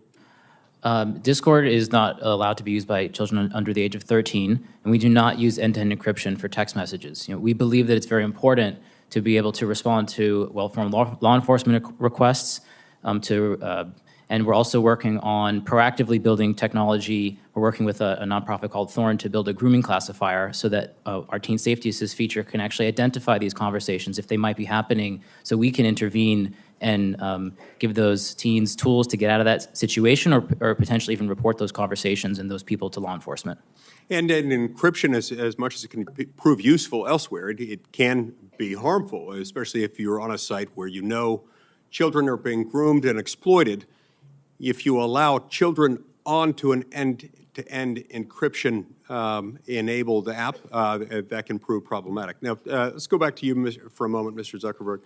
Instagram recently announced that it's going to restrict all teenagers from access to eating disorder material, suicidal ideation themed material, self-harm content, and that's fantastic. That's great. What's odd, what I'm trying to understand is why it is that Instagram is only restricting, it's restricting access to sexually explicit content, but only for teens ages 13 to 15. Why not restrict it for 16 and 17-year-olds as well? Senator, my understanding is that we don't allow sexually explicit content on the service for people of any age. How is that going? You know, our prevalence metrics suggest that I think it's 99% or so of the content that we remove we're able to identify automatically using AI systems. So I think that our efforts in this, while they're not perfect, I think are industry leading. The other thing that you asked about was self-harm content, which is what we recently restricted. And we made that shift. I think the state of the science is shifting a bit. Previously, we believed that when people were thinking about self-harm, it was important for them to be able to express that and get support. And now more of the thinking in the field is that it's just better to not show that content at all, which is why we recently moved to restrict that from showing up for those teens at all. Okay, is there a way for parents to make a request on what their kid can see or not see on your sites? There are a lot of parental controls. I'm not sure if I don't think that we currently have a control around topics, but we do allow parents to control the time that the children are on the site.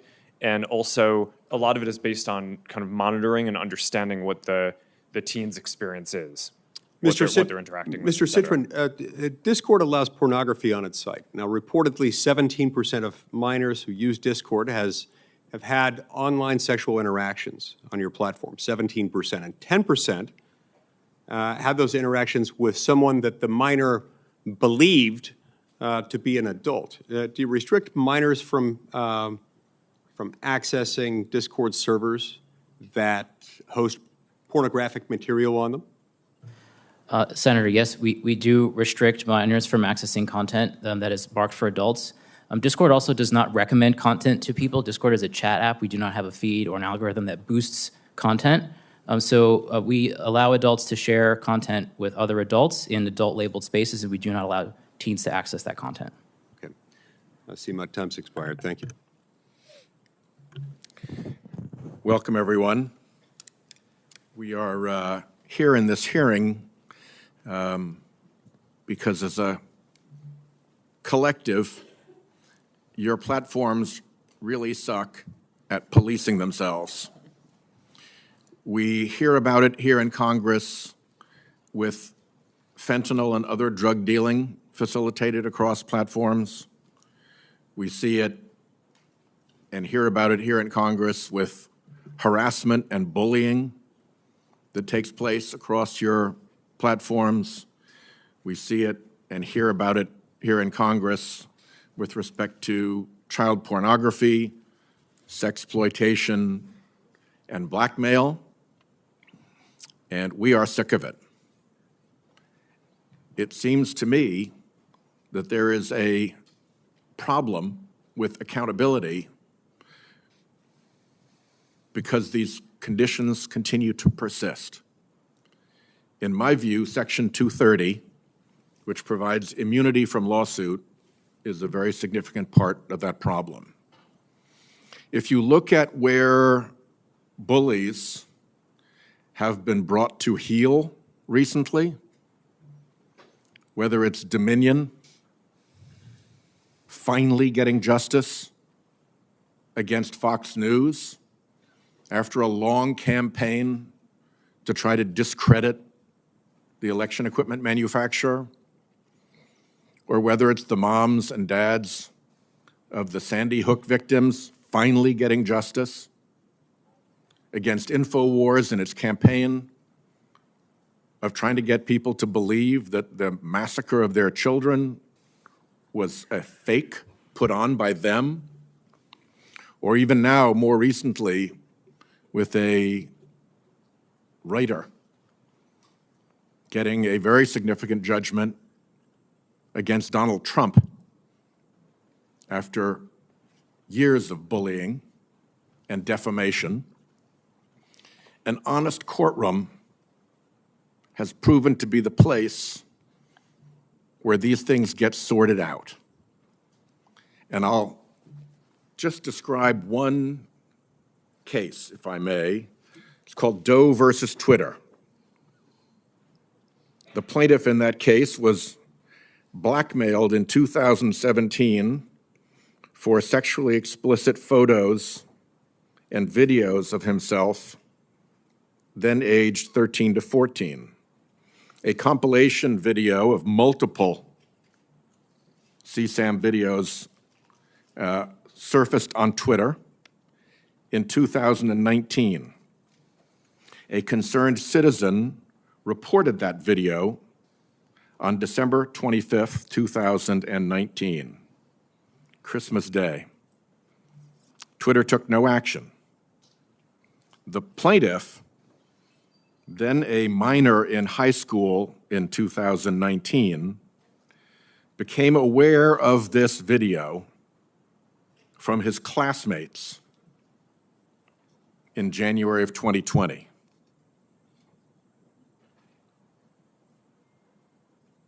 You're a high school kid, and suddenly there's that.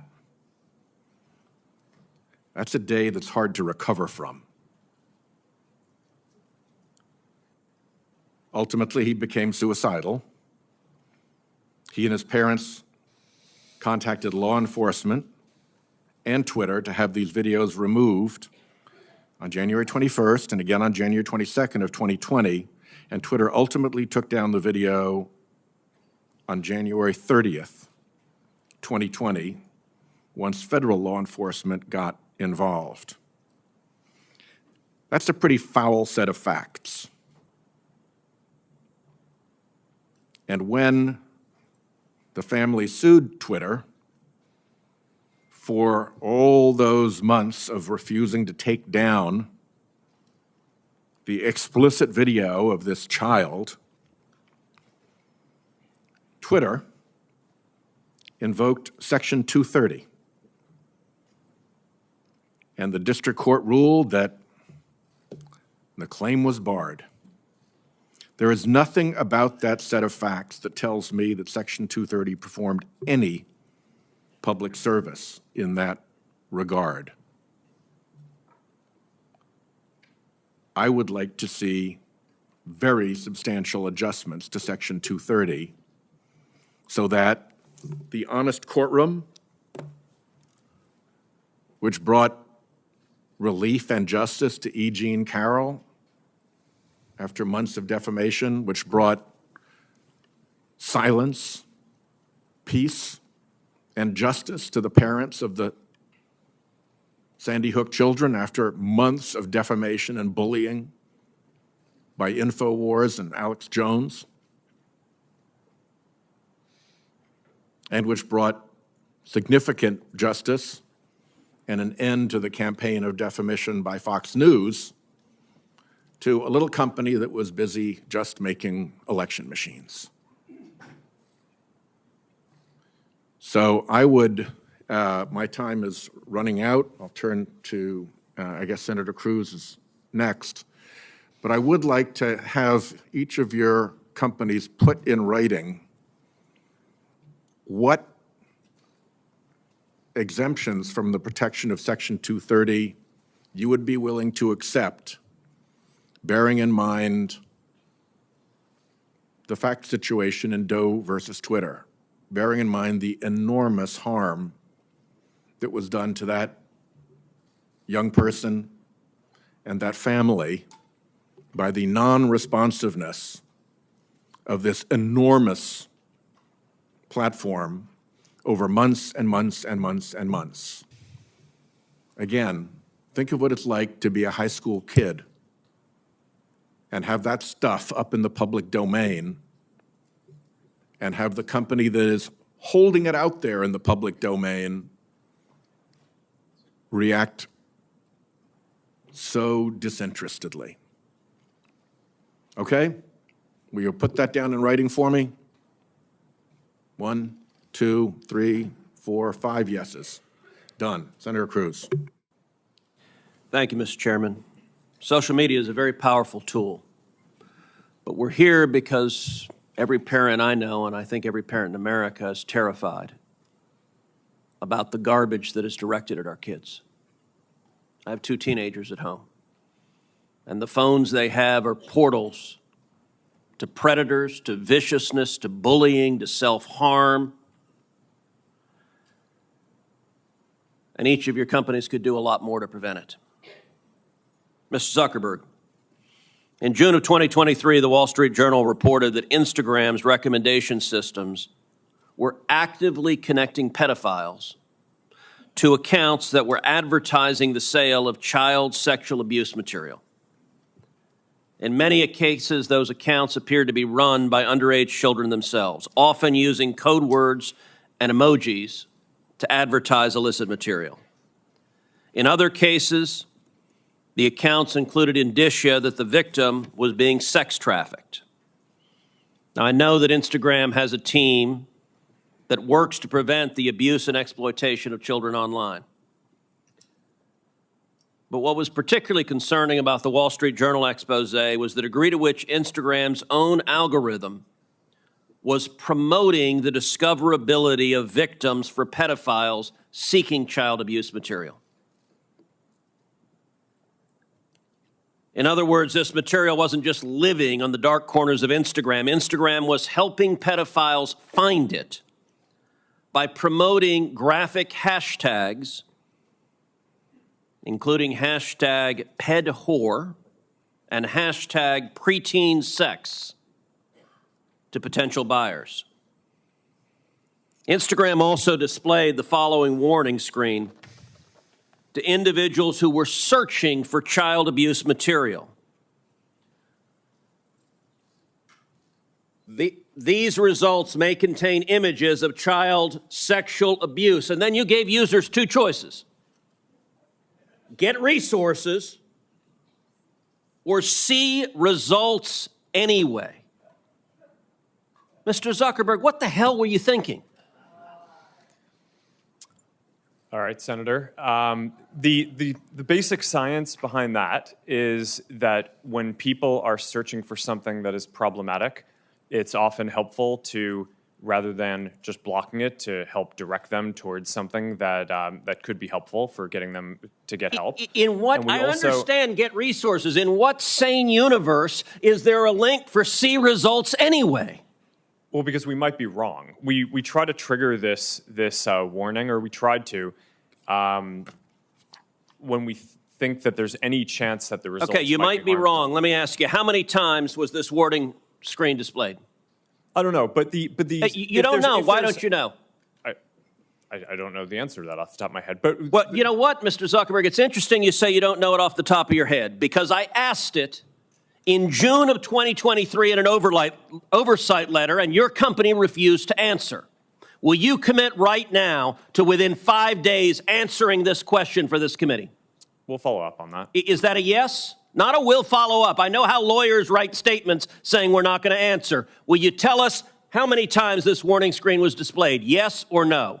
Senator, I'll personally look into it. I'm not sure if we have. Okay, so you're refusing to answer that. Let me ask you this. How many times did an Instagram user who got this warning that you're seeing images of child sexual abuse, how many times did that user click on see results anyway? I want to see that.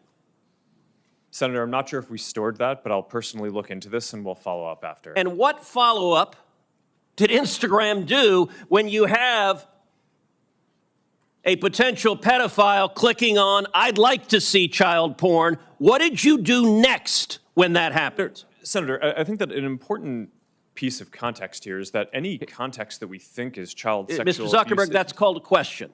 What did you do next when someone clicked, you may be getting child sexual abuse images, and they click see results anyway? What was your next step? You said you might be wrong. Did anyone examine, was it in fact child sexual abuse material? Did anyone report that user? Did anyone go and try to protect that child? What did you do next? Senator, we take down anything that we think is sexual abuse material on the service, and we do. Did anyone report verify whether it was in fact child sexual abuse material? Senator, I don't know if every single search result we're following up on, but Did you report the people who wanted it? Senator, do you want me to answer your question? Yeah, I want you to answer the question I'm asking. Did you report the people who click see results anyway? That's probably one of the factors that we use in reporting. And in general, we've reported more people and done more reports like this to NCMEC, the National Center of Missing and Exploited Children, than any other company in the industry. We proactively go out of our way across our services to do this and have made, I think it's more than 26 million reports, which is more than the whole rest of the industry combined. So, Mr. I think that Zuckerberg, an Mr. allegation Zuckerberg, that we your that we don't take company this and every seriously- social media company needs to do much more to protect children. All right, Mr. Chu, in the next couple of minutes I have, I want to turn to you. You're familiar with China's 2017 National Intelligence Law, which states, quote, all organizations and citizens shall support, assist, and cooperate with national intelligence efforts in accordance with the law and shall protect national intelligence work secrets they are aware of. Yes, I'm familiar with this. TikTok is owned by ByteDance. Is ByteDance subject to the law? For the Chinese businesses that ByteDance owns, yes, it will be subject to this, but TikTok is not available in mainland China. And Senator, as we talked about in your office, we built Project Texas to put this out of reach. So ByteDance is subject to the law. Now, under this law, which says shall protect national intelligence work secrets they are aware of, it compels people subject to the law to lie to protect those secrets. Is that correct? I cannot comment on that. What I said again is that we have moved it out of reach. Because you have to protect those secrets? No, Senator, TikTok is not available in mainland China. We have moved the data into an American cloud infrastructure. TikTok is controlled by ByteDance, which is subject to this law. Now, you said earlier, and I wrote this down, we have not been asked for any data by the Chinese government, and we have never provided it. I'm going to tell you, and I told this when you and I met last week in my office, I do not believe you. And I'll tell you, the American people don't either. If you look at what is on TikTok in China, you are promoting to kids science and math videos, educational videos, and you limit the amount of time kids can be on TikTok. In the United States, you are promoting to kids self-harm videos and anti-Israel propaganda. Why is there such a dramatic difference? Senator, that is just not accurate. There's not a difference between what kids see in China and what kids see here? Senator, TikTok is not available in China. It's a separate experience there. What I'm saying is... But you have a company that is essentially the same, except it promotes beneficial materials instead of harmful materials. That is not true. We have a lot of science and math content here on TikTok. There's so much of it. I created a STEM feed for 100 billion views. Let me point to this, Mr. Chu. There was a report recently that compared hashtags on Instagram to hashtags on TikTok. And what trended, and the differences were striking. So, for something like hashtag Taylor Swift or hashtag Trump, researchers found roughly 2 Instagram posts for every one on TikTok. That's not a dramatic difference. That difference jumps to 8 to 1 for the hashtag Uyghur. And it jumps to 30 to 1 for the hashtag Tibet. And it jumps to 57 to 1 to the hashtag Tiananmen Square, and it jumps to 174 to 1 for the hashtag Hong Kong protest. Why is it that on Instagram, people can put up a hashtag Hong Kong protest 174 times compared to TikTok? What censorship is TikTok doing at the request of the Chinese government? None. Senator, that analysis is flawed. The analysis is flawed. It's been debunked by other external sources like the Cato Institute. Fundamentally, a few things happen here. Not all videos carry hashtags. That's the first thing. The second thing is that you cannot selectively choose a few words within a certain time period. Why the difference between Taylor Swift and Tiananmen Square? What happened in Tiananmen Square? Senator, there was a massive protest during that time. But what I'm trying to say is our users can freely come and post this Why content. would there be no difference on Taylor Swift, or a minimal difference, and a massive difference on Tiananmen Square or Hong Kong? Senator, could you wrap up, please? Senator, our algorithm does not suppress any content simply based on To this. answer It that doesn't. question, why Yeah. is there a difference? Like I said, I think this analysis is flawed. You're selectively choosing some words over some periods. We haven't been around as There long is as an other apps. obvious difference. 174-1 for Hong Kong compared to Taylor Swift is dramatic. Senator Blumenauer. Thanks, Mr. Chairman. Mr. Zuckerberg, Blumenthal, I'm sorry. thank you. I know both of them. That was good enough. Mr. Zuckerberg, you know who Antigone Davis is, correct? Yes. She's one of your top leaders. In September of 2021, she was global head of safety, correct? Yes. And you know that she came before a subcommittee of the Commerce Committee that I chaired at the time, Subcommittee on Consumer Protection, correct? Yes. And she was testifying on behalf of Facebook, right? Meta, but yes. It was then Facebook, but Meta now. And she told us, and I'm quoting, Facebook is committed to building better products for young people and to doing everything we can to protect their privacy, safety, and well-being on our platforms. And she also said, kids' safety is an area where, quote, we are investing heavily, end quote. We now know that statement was untrue.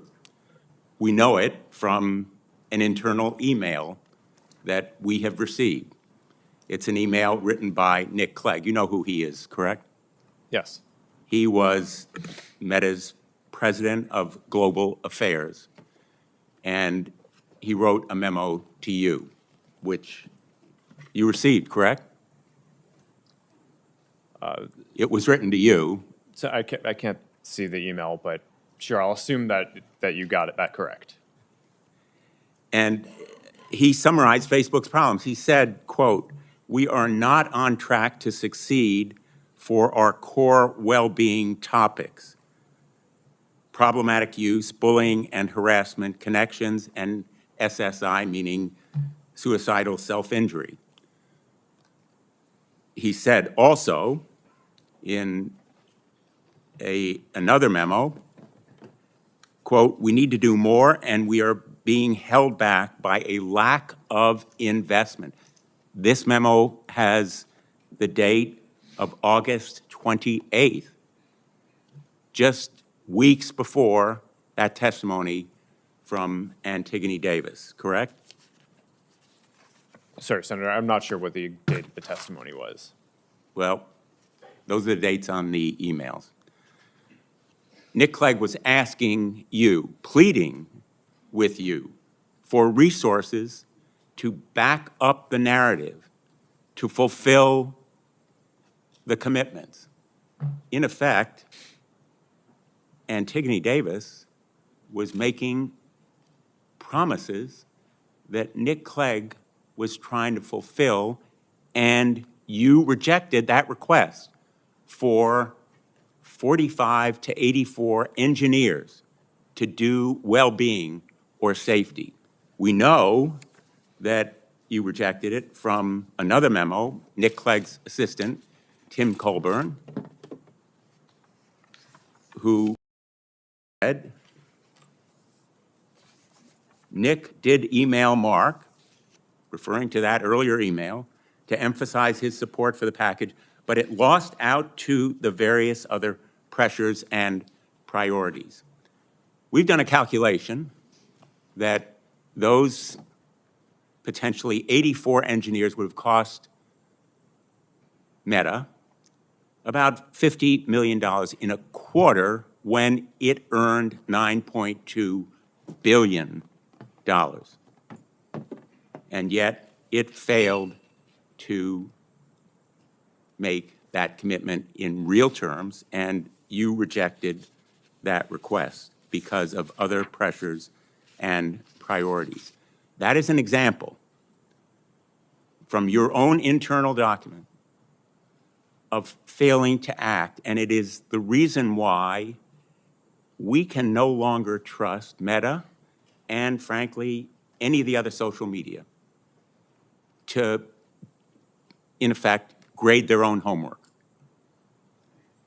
The public, and particularly the parents in this room, know that we can no longer rely on social media to provide the kind of safeguards that children and parents deserve.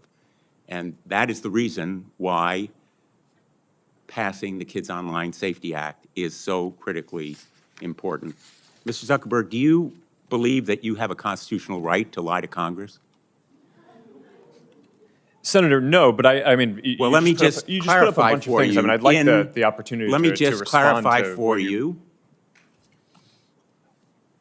In a lawsuit brought by hundreds of parents, some in this very room, alleging that you made false and misleading statements concerning the safety of your platform for children, you argued in not just one pleading, but twice, in December and then in January, that you have a constitutional right to lie to Congress. Do you disavow that filing in court?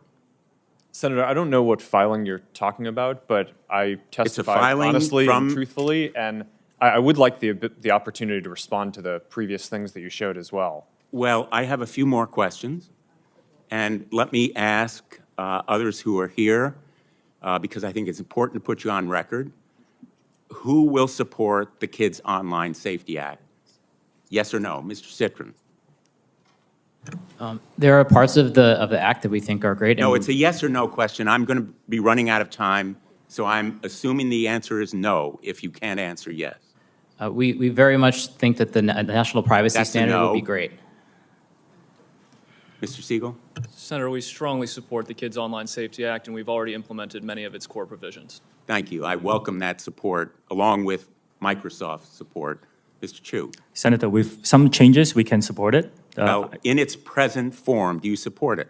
Yes or no? We are aware that some groups have raised some concerns. It's important to understand I'll how take those that as a concerns- no. Ms. Yaccarino? Senator, we support COSA and will continue to make sure that it accelerates and make sure it continues to offer community for teens that are seeking that voice. Mr. Zuckerberg? Senator, we support the age-appropriate content standards, but would have some Yes suggestions or no, on how to Mr. implement Zuckerberg? Do you support the Kids Online Safety Act? Senator, I it's a think measure these are that is nuanced public, things. and I'm just asking whether you'll support it or not. These are nuanced things. I think that the basic spirit is right. I think the basic ideas in it are right, and there are some ideas that I would debate how to best implement them. Unfortunately, I don't think we can count on social media as a group or big tech to support this measure. And in the past, we know it's been opposed by armies of lawyers and lobbyists. We're prepared for this fight. But I am very, very glad that we have parents here, because tomorrow we're going to have an advocacy day.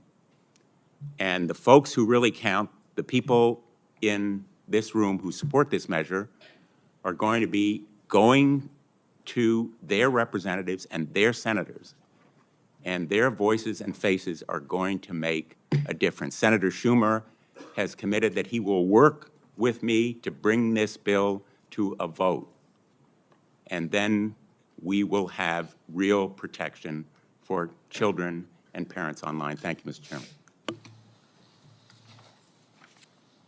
Thank you, Senator Blumenthal. We have a vote on, has Senator Cotton, have you voted on and Senator Hawley, you haven't voted yet? You're next. And I don't know how long the vote will be open, but I'll turn over to you. Thank you, Mr. Chairman. Mr. Zuckerberg, let me start with you. Did I hear you say in your opening statement that there's no link between mental health and social media use? Senator, what I said is I think it's important to look at the science. I know people widely talk about this as if that is something that's already been proven, and I think that the bulk of the scientific evidence does not support that. Well, really, let me just remind you of some of the science from your own company. Instagram studied the effect of your platform on teenagers. Let me just read you some quotes from the Wall Street Journal's report on this. Company researchers found that Instagram is harmful for a sizable percentage of teenagers, most notably teenage girls. Here's a quote from your own study. Quote, "We make body image issues worse for 1 in 3 teen girls." Here's another quote. Teens blamed Instagram, this is your study, for increases in the rate of anxiety and depression. This reaction was unprompted and consistent across all groups. That's your study. Senator, we try to understand the feedback and how people feel about the services. We can improve Wait a them. minute, I your think own those studies study says that you make life worse for 1 in 3 teenage girls. You increase Senator, that's not anxiety what it and says. depression. That's what it says, and you're here testifying to us in public that there's no link. You've been doing this for years. For years, you've been coming in public and testifying under oath that there's absolutely no link. Your product is wonderful. The science is nascent, full speed ahead, while internally you know full well your product is a disaster for teenagers. Senator, and yet that's you not keep true. right on doing what you're doing. Right? That's not true. That's not true. Let me show you some other facts I know that you're familiar with. Wait a minute. That's not a question. That's not a question. Those are facts, Mr. Zuckerberg. That's not a question. Those aren't facts. Let me show you some more facts. Here's some information from a whistleblower who came before the Senate, testified under oath in public. He worked for you. He's a senior executive. Here's what he showed he found when he studied your products. So, for example, this is girls between the ages of 13 and 15 years old. 37% of them reported that they had been exposed to nudity on the platform unwanted in the last 7 days. 24% said that they had experienced unwanted sexual advances they'd been propositioned in the last 7 days. 17% said they had encountered self-harm content pushed at them in the last 7 days. Now, I know you're familiar with these stats because he sent you an email where he lined it all out. I mean, we've got a copy of it right here. My question is, who did you fire for this? Who got fired because of that? Senator, we study all of this because it's important and we want to improve our services. Well, you just told me And I a think second that ago you studied it, that there was no linkage. Who did Senator, you fire? I said you mischaracterized. 37% of teenage girls between 13 and 15 were exposed to unwanted nudity in a week on Instagram. You knew about it. Who did you fire? Senator, this is why we're building all Who these did you different fire? tools. Senator, I don't think that's. Who did you fire? I'm not going to answer that. Because you didn't fire anybody, right? You didn't take any significant I don't think action. it's appropriate to talk about like It's not individual appropriate. HR decisions. Do you know who's sitting behind you? You've got families from across the nation whose children are either severely harmed or gone, and you don't think it's appropriate to talk about steps that you took? The fact that you didn't fire a single person? Let me ask you this. Have you compensated any of the victims? Sorry? Have you compensated any of the victims? These girls, have you compensated them? I don't believe so. Why not? Don't you think they deserve some compensation for what your platform has done? Help with counseling services, help with dealing with the issues that your services cause? Our job is to make sure that we build tools to help keep people safe. Are you across going our to platform. compensate them? Senator, our job and what we take seriously is making sure that we build industry-leading tools to find harmful To make content, money. take it off the services. To make money. And to build tools that empower parents. So you that didn't help take working any people. action, you didn't That's take not any true, action, Senator. you didn't fire anybody, you haven't not true. compensated a That's single not- victim. that's Let not me what I ask you said. this, let me ask you this. There's families of victims here today. Have you apologized to the victims? Would you like to do so now? Well, they're here, you're on national television. Would you like now to apologize to the victims who have been harmed by your product? Show them the pictures. Would you like to apologize for what you've done to these good people? I'm sorry for everything that you have all gone through. It's terrible. No one should have to go through the things that your families have suffered. And this is why we invest so much and are going to continue doing industry-leading efforts to make sure that no one has to go through the types of things that your families have had to suffer. You know, why, Mr. Zuckerberg, why should your company not be sued for this? Why is it that you can claim, you hide behind a liability shield, you can't be held accountable? Shouldn't you be held accountable personally? Will you take personal responsibility? Senator, I think I've already answered this. I mean, these Well, are try serious this again. issues. Will you take personal responsibility? Senator, I view my job and the job of our company as building the best tools that we can to keep our community safe. Well, you're failing at and that.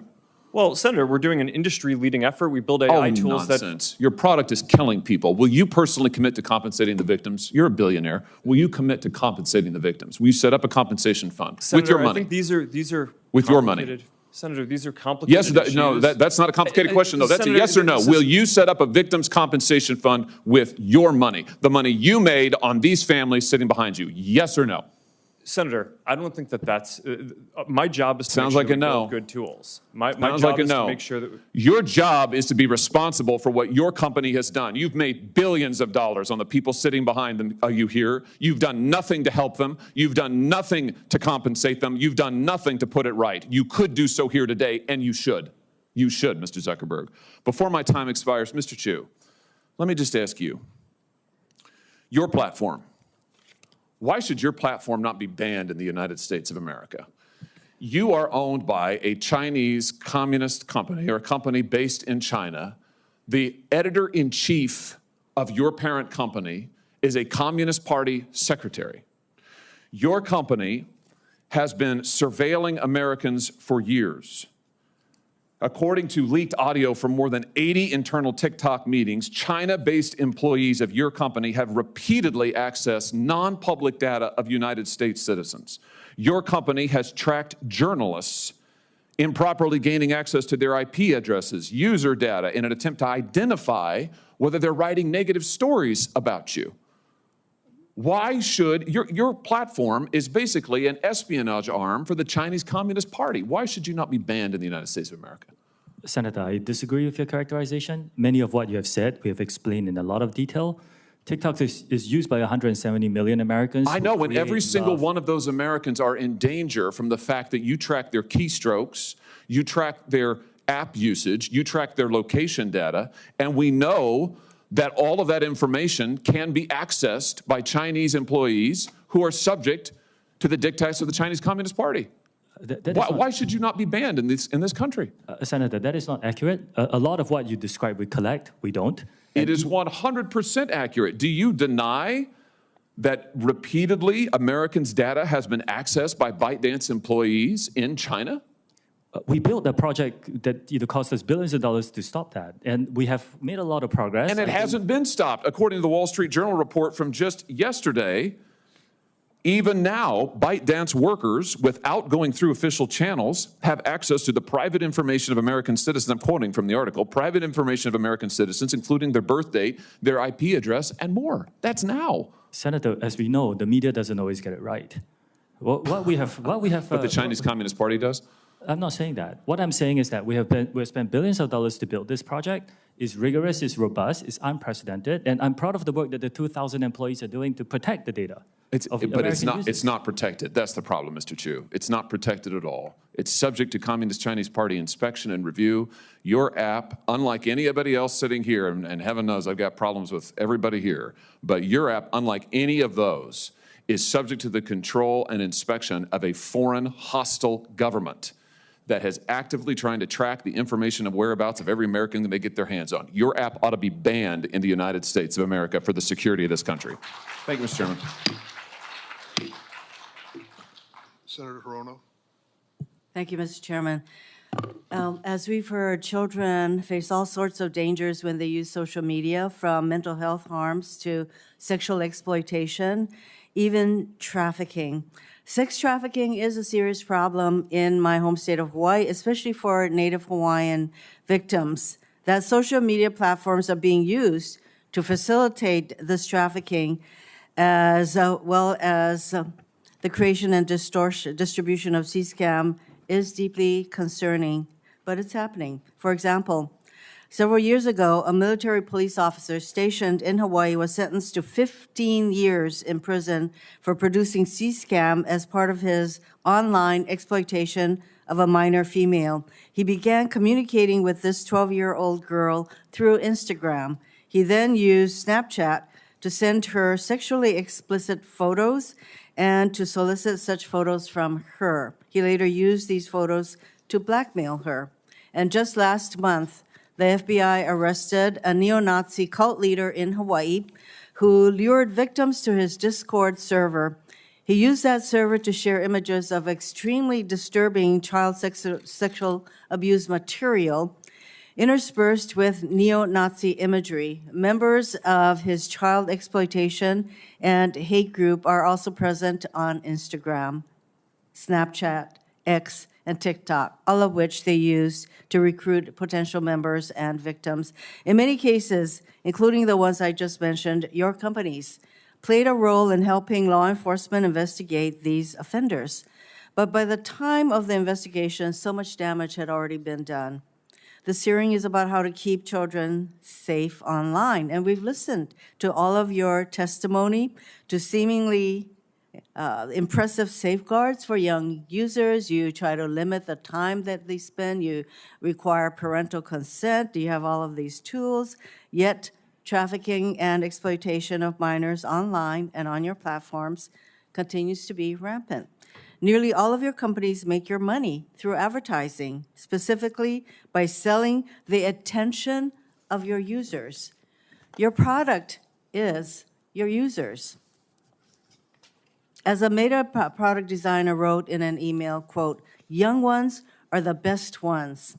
You want to bring people to your service young and early," end quote. In other words, hook them early. Research published last month by Harvard School of Public Health estimates that Snap makes an astounding 41% of its revenues by addressing to users under 18. With TikTok, it's 35%. 7 of the 10 largest Discord servers, attracting many paying users, are for games used primarily by teens, by children. All this is to say that social media companies, yours and others, make money by attracting kids to your platforms. But ensuring safety doesn't make money, it costs money. If you are going to continue to attract kids to your platforms, you have an obligation to ensure they are safe on the platforms, because the current situation is untenable. That is why we're having this hearing. But to ensure safety for our children, that costs money. Your companies cannot continue to profit off young users, only to look the other way when those users, our children, are harmed online. We've had a lot of comments about Section 230 protections. And I think we are definitely heading in that direction. And some of the 5 bills that we have already passed out of this committee talks about limiting the liability protections for you. Last November, this is for Mr. Zuckerberg. Last November, the Privacy Technology Subcommittee heard testimony from Arturo Bejar in response to one of my questions about how to ensure that social media companies focus more on child safety. He said, and I am paraphrasing a little bit. Mr. Bejar said, what will change their behavior is at the moment that Mark Zuckerberg declares earnings, and these earnings have to be declared to the SEC. So he has to say, last quarter we made $34 billion, and the next thing he has to say is how many teens experienced unwanted sexual advances on its platform. Mr. Zuckerberg, will you commit to reporting measurable child safety data on your quarterly earnings reports and calls? Senator, it's a good question. We actually already have a quarterly report that we issue and do a call to answer questions for how we're enforcing our community standards. That includes not just the child safety issues and metrics. So is that a yes? We have a separate call that we do this on, but we've led But I the think industry. that you have to report your earnings to the SEC. Will you report to them this kind of data, and by numbers, by the way, because Senator Coons said, and others have said, percentages don't really tell the full story. Will you report to the SEC the number of teens, and sometimes you don't even know whether they're teens or not because they just claim to be adults. Will you report the number of underage children on your platforms who experience unwanted CSAM and other kinds of messaging that harm them? Will you commit to citing those numbers to the SEC when you make your quarterly report? Well, Senator, I'm not sure it would make as much sense to include it in the SEC filing, but we file it publicly so that way everyone can see this. And I'd be happy to follow up and talk about what specific metrics. I think the specific things that some of the ones that you just mentioned around underage people on our services, we don't allow people under the age of 13 on our service. So if we find anyone who's under the age of 13, we remove them from our service. Now, I'm not saying that people don't lie and that there aren't anyone who's under the age of 13 who's using it, but we're not going to be able to count how many people there are, because fundamentally, if we identify that someone is underage, we remove them from the service. I think that's really important that we get actual numbers, because these are real human beings. That's why all these parents and others are here, because each time that a young person is exposed to this kind of unwanted material and they get hooked, it is a danger to that individual. So I'm hoping that you are saying that you do report this kind of information to, if not the SEC, that it is made public. I think I'm hearing that, yes, you do. So, yeah, Senator, I think we report more publicly on our enforcement than any other company in the industry.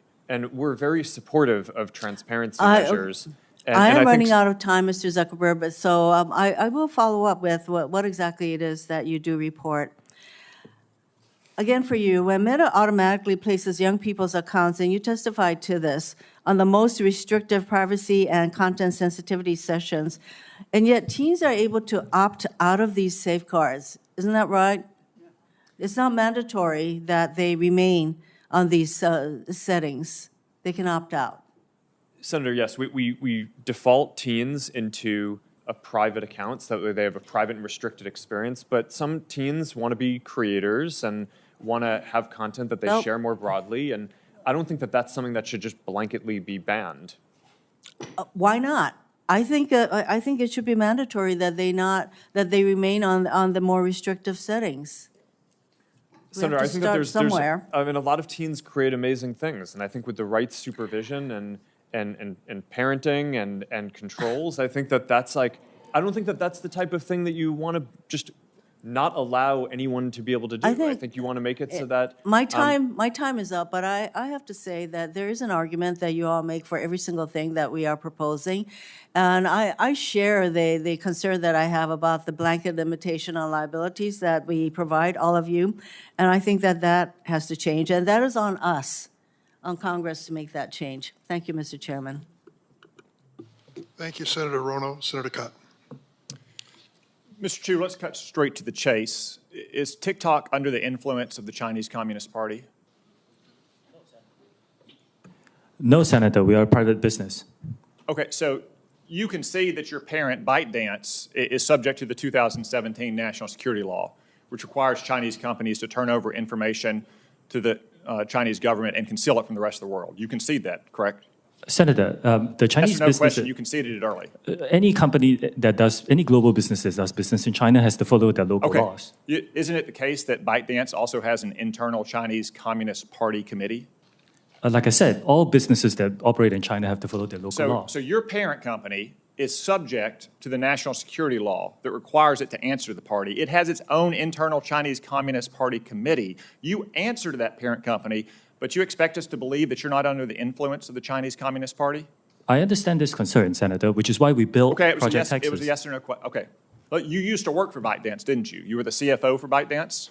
That is correct, Senator. In April 2021, while you were the CFO, the Chinese Communist Party's China Internet Investment Fund purchased a 1% stake in ByteDance's main Chinese subsidiary, the ByteDance Technology Company. In return for that so-called 1% golden share, the party took one of 3 board seats at that subsidiary company. That's correct, isn't it? It's for the Chinese business. Is that correct? It's for the Chinese business, yes. That deal was finalized on April 30th, 2021. Isn't it true that you were appointed the CEO of TikTok the very next day on May 1, 2021? Well, it's a coincidence. It's a coincidence that you were the CFO, Senator, that the Chinese Communist Party took its golden share in its board seat, and the very next day you were appointed the CEO of TikTok? That's a hell of a coincidence. It really is, Senator. Yeah, it is. Okay. And before ByteDance, you were at a Chinese company called Xiaomi, is that correct? Yes, I used to work around the world. Where did you live when you worked at Xiaomi?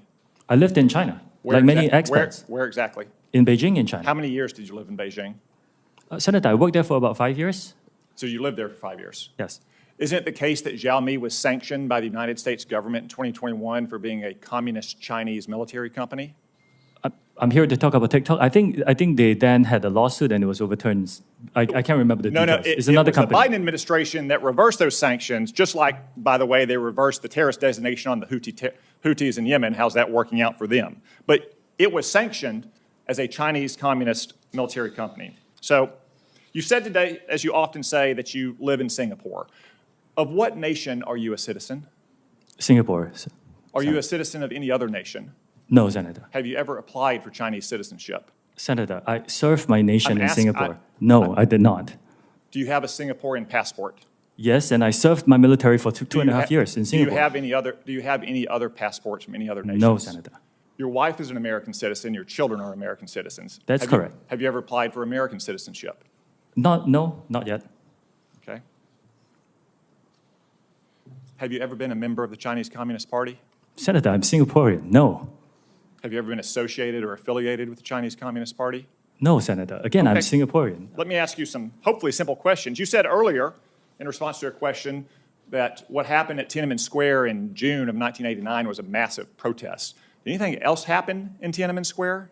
Yes, I think it's well documented. There was a massacre. There was yeah. the indiscriminate slaughter of hundreds or thousands of Chinese citizens. Do you agree with the Trump administration and the Biden administration that the Chinese government is committing genocide against the Uyghur people? Senator, I've said this before. I think it's really important that anyone who cares about this topic or any topic can freely express themselves on TikTok. It's a very simple question that unites both parties in our country and governments around the world. Is the Chinese government committing genocide against the Uyghur people? Senator, anyone, including, you can come into TikTok and talk about this topic I'm asking you, or yes any or no. topic You that are a matters to you. worldly, cosmopolitan, well-educated man who's expressed many opinions on many topics. Is the Chinese government committing genocide against the Uyghur people? Actually, Senator, I talk mainly about my company, and I'm here to talk about what yes or TikTok no? does. Yes or no? You're here to give testimony that is truthful and honest and complete. Let me ask you this. Joe Biden last year said that Xi Jinping was a dictator. Do you agree with Joe Biden? Is Xi Jinping a dictator? Senator, I'm not going to comment on any world leaders. Why won't you answer these very simple questions? Senator, it's not appropriate for me as a businessman to comment on world leaders. Are you scared that you'll lose your job if you say anything negative about the Chinese Communist Party? I disagree that. You will find content that is critical of China on our platform. The next time you go on, are you scared that you'll be arrested and disappear the next time you go to mainland China? Senator, you will find content that's critical of China and any other country freely on TikTok. Okay. Let's turn to what TikTok, a tool of the Chinese Communist Party, is doing to America's youth. Does the name Mason Edens ring a bell? Senator, you may have to give me more specifics if you don't mind. Yeah, he was a 16-year-old Arkansan. After a breakup in 2022, he went on your platform and searched for things like inspirational quotes and positive affirmations. Instead, he was served up numerous videos glamorizing suicide until he killed himself by gun. What about the name Chase Nazca? Does that ring a bell? Would you mind giving me more details, please? He was a 16-year-old who saw more than 1,000 videos on your platform about violence and suicide until he took his own life by stepping in front of a plane or train. Are you aware that his parents, Dean and Michelle, are suing TikTok and ByteDance for pushing their son to take his own life? Yes, I'm aware of that. Okay. Finally, Mr. Chu, has the Federal Trade Commission sued TikTok during the Biden administration? Senator, I cannot talk about whether there's any Are ongoing... you currently being sued by the Federal Trade Commission? Senator, I cannot talk about any potential lawsuits. I didn't say whether they happen or potential, not. actual. Are you being sued by the Federal Trade Commission? Senator, I think I've given you my answer. I cannot talk about. The answer is no. Ms. Yaccarino's company is being sued, I believe. Mr. Zuckerberg's company is being sued, I believe. Yet TikTok, the agent of the Chinese Communist Party, is not being sued by the Biden administration. Are you familiar with the name Christina Kafara? You may have to give me more details. Christina Kafara was a paid advisor to ByteDance, your communist-influenced parent company. She was then hired by the Biden FTC to advise on how to sue Mr. Zuckerberg's company. Senator, ByteDance is a global company and not a Chinese Communist company. It's owned by global investors. Public reports indicate that your lobbyist visited the White House more than 40 times in 2022. How many times did your company visit Did your company's lobbyists visit the White House last year? I don't know that, Senator. Are you aware that the Biden campaign and the Democratic National Committee is on your platform? They have TikTok accounts? Senator, we encourage people to come on Which, to by create the way, organic, they won't authentic content. they won't let their staffers use their personal phones. They give them separate phones that they only use TikTok on. We encourage everyone to join, including yourself, Senator. So all these companies are being sued by the FTC. You're not. The FTC has a former paid advisor, your parent, talking about how they can sue Mr. Zuckerberg's company. Joe Biden's reelection campaign, the Democratic National Committee is on your platform. Let me ask you, have you or anyone else at TikTok communicated with or coordinated with the Biden administration, the Biden campaign, or the Democratic National Committee to influence the flow of information on your platform? We work with any creators who want to use our campaign. It's all the same process that we have. So what we have here, we have a company that's a tool of the Chinese Communist Party that is poisoning the minds of America's children, in some cases driving them to suicide, and that at best the Biden administration is taking a pass on, at worst maybe in collaboration with. Thank you, Mr. Chu. Thank you, Senator Cotton. So we're going to take a break now. We're on the second roll call. Members can take advantage of it if they wish. The break will last about 10 minutes. Please do your best to return.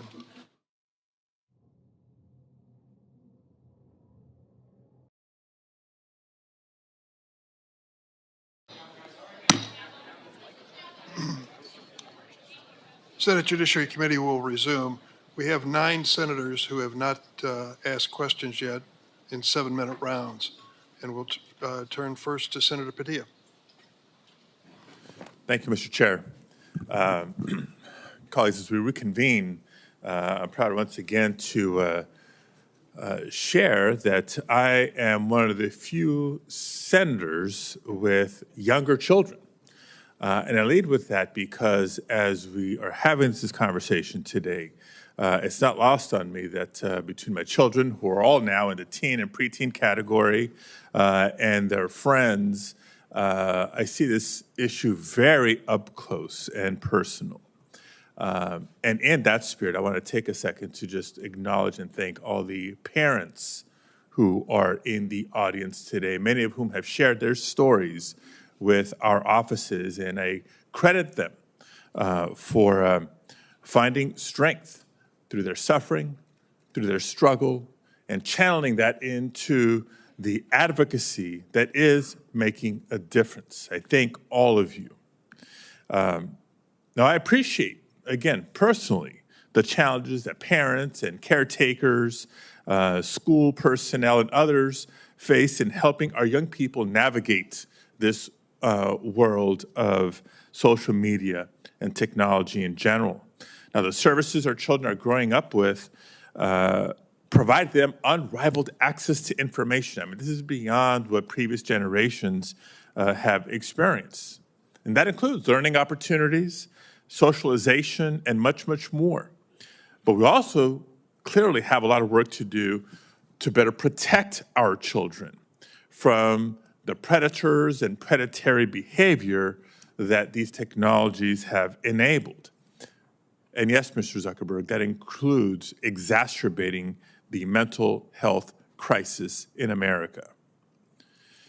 Nearly all teens, we know, have access to smartphones and the internet and use the internet daily.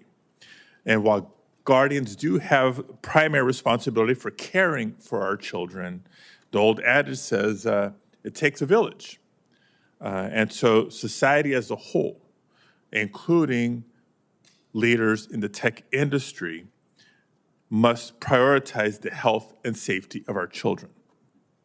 Now, dive into my questions now and be specific, platform by platform, witness by witness, on the topic of some of the parental tools you have each made reference to. Mr. Citron, how many minors are on Discord, and how many of them have caretakers that have adopted your Family Center tool? And if you don't have the numbers, just say that quickly and provide that to our office. We can follow up with you on that. How have you ensured that young people in their gardens are aware of the tools that you offer? We make it very clear to teens on our platform what tools are available, and our Teen Safety Assist is enabled by default. What specifically do you do? What may be clear to you is not clear to the general public. So what do you do, in your opinion, to make it very clear? So our Teen Safety Assist, which is a feature that helps teens keep themselves safe, in addition to blocking and blurring images that may be sent to them, that is on by default for teen accounts, and it cannot be turned off. We also have, we market and to our teen users directly on our platform. We launched our Family Center. We created a promotional video. We put it directly on our product. So when every teen opened the app, in fact, every user opened the app, they got an alert like, hey, Discord has this, and they want you to use it. Thank you. Look forward to the data that we're requesting from we'll Mr. follow Zuckerberg. Across all of Meta services, from Instagram, Facebook, Messenger, and Horizon, how many minors use your applications? And of those minors, how many have a caretaker that has adopted the parental supervision tools that you offer? Sorry, I can follow up with the specific stats on that. Okay, it would be very helpful, not just for us to know, but for you to know as the leader of your company. And how, same question, how are you ensuring that young people and their guardians are aware of the tools that you offer? We run pretty extensive ad campaigns, both on our platforms and outside. We work with creators and organizations like Girl Scouts to make sure that this is broadly, that there's broad awareness of the tools. Okay. Mr. Spiegel, how many minors use Snapchat? And of those minors, how many have caretakers that are registered with your family center?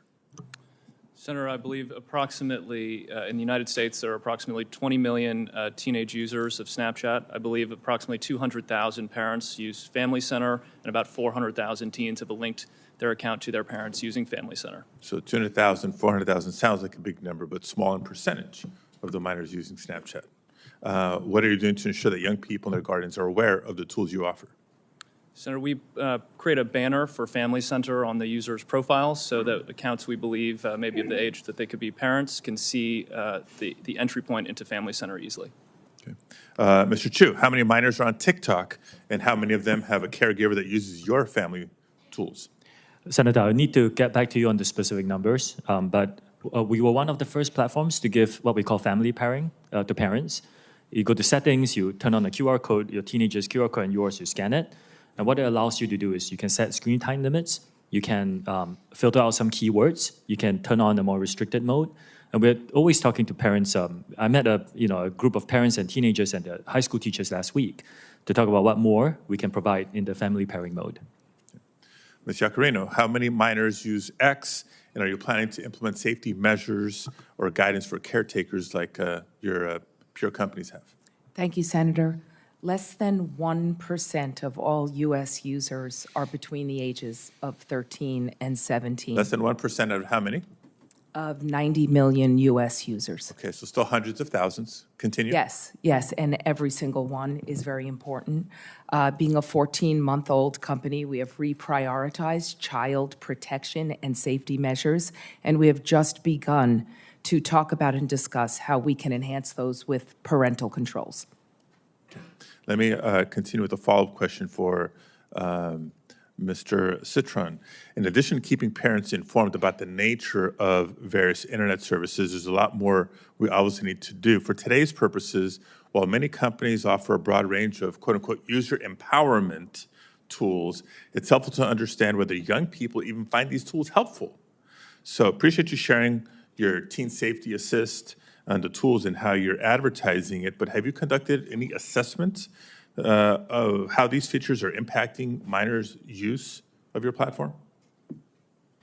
Our intention is to give teens tools, capabilities that they can use to keep themselves safe, and also so our teams can help keep teens safe. We recently launched Teen Safety Assist last year, and I do not have a study off the top of my head, but we'd be happy to follow up with you on that. Okay.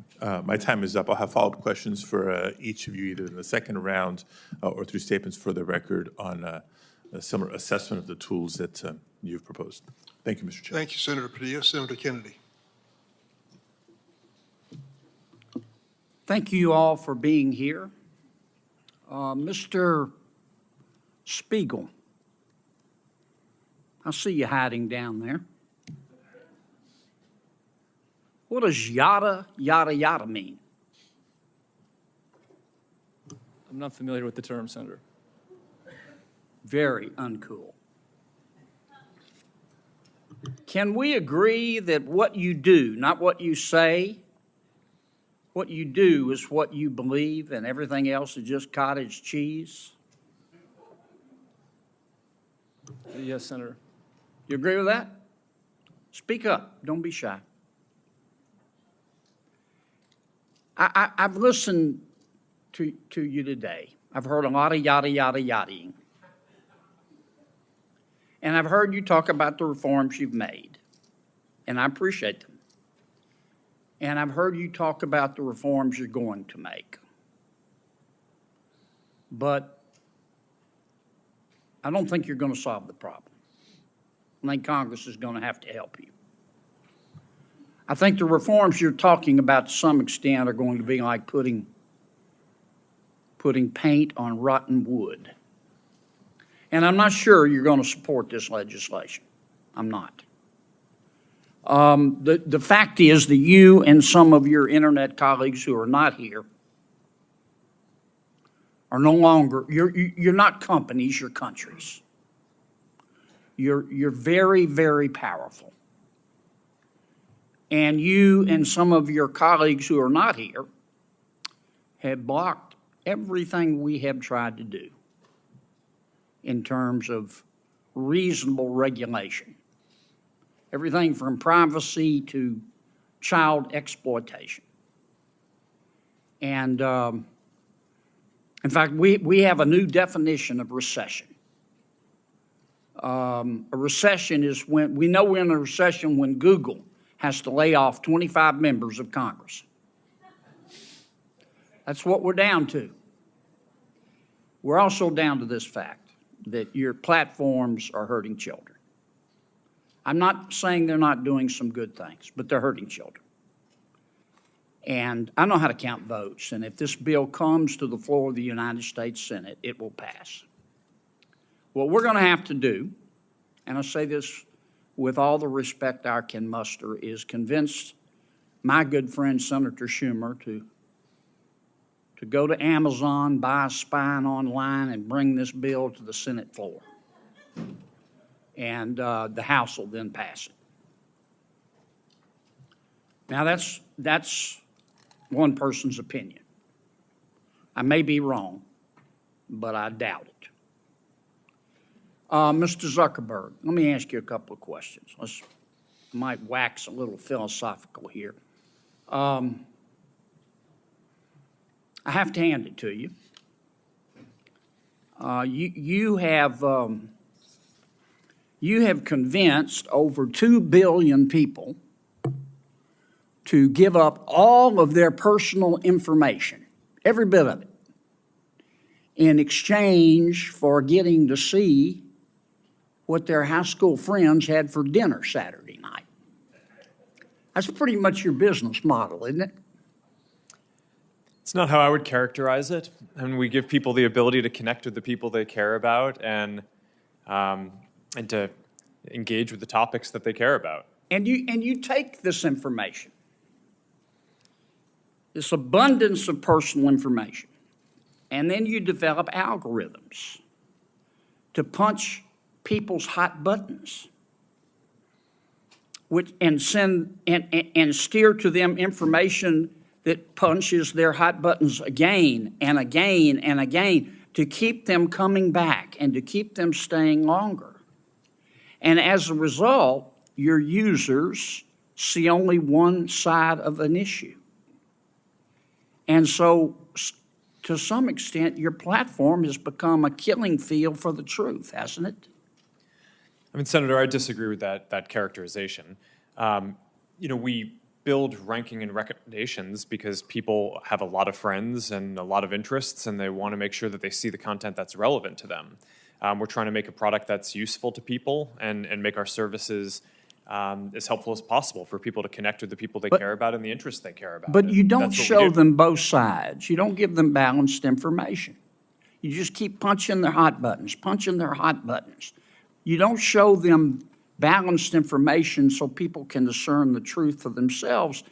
And you rev them up so much that so often your platform and others becomes just cesspools of snark where nobody learns anything, don't they? Well, Senator, I disagree with that. I think people can engage in the things that they're interested in and learn quite a bit about those. We have done handful of different experiments and things in the past around news and trying to show content on, a diverse set of perspectives.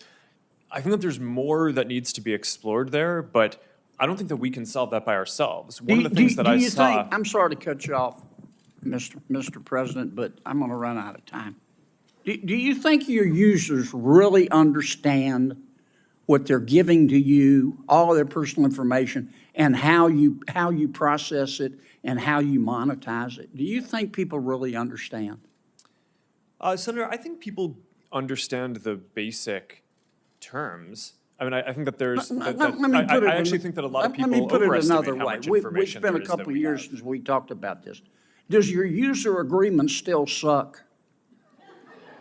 I'm not sure how to answer that, Senator. Can you still hide a dead body and all that legalese where nobody can find it? Senator, I'm not quite sure what you're referring to, but I think people get the basic deal of using these services. It's a free service. You're using it to connect with the people you care about.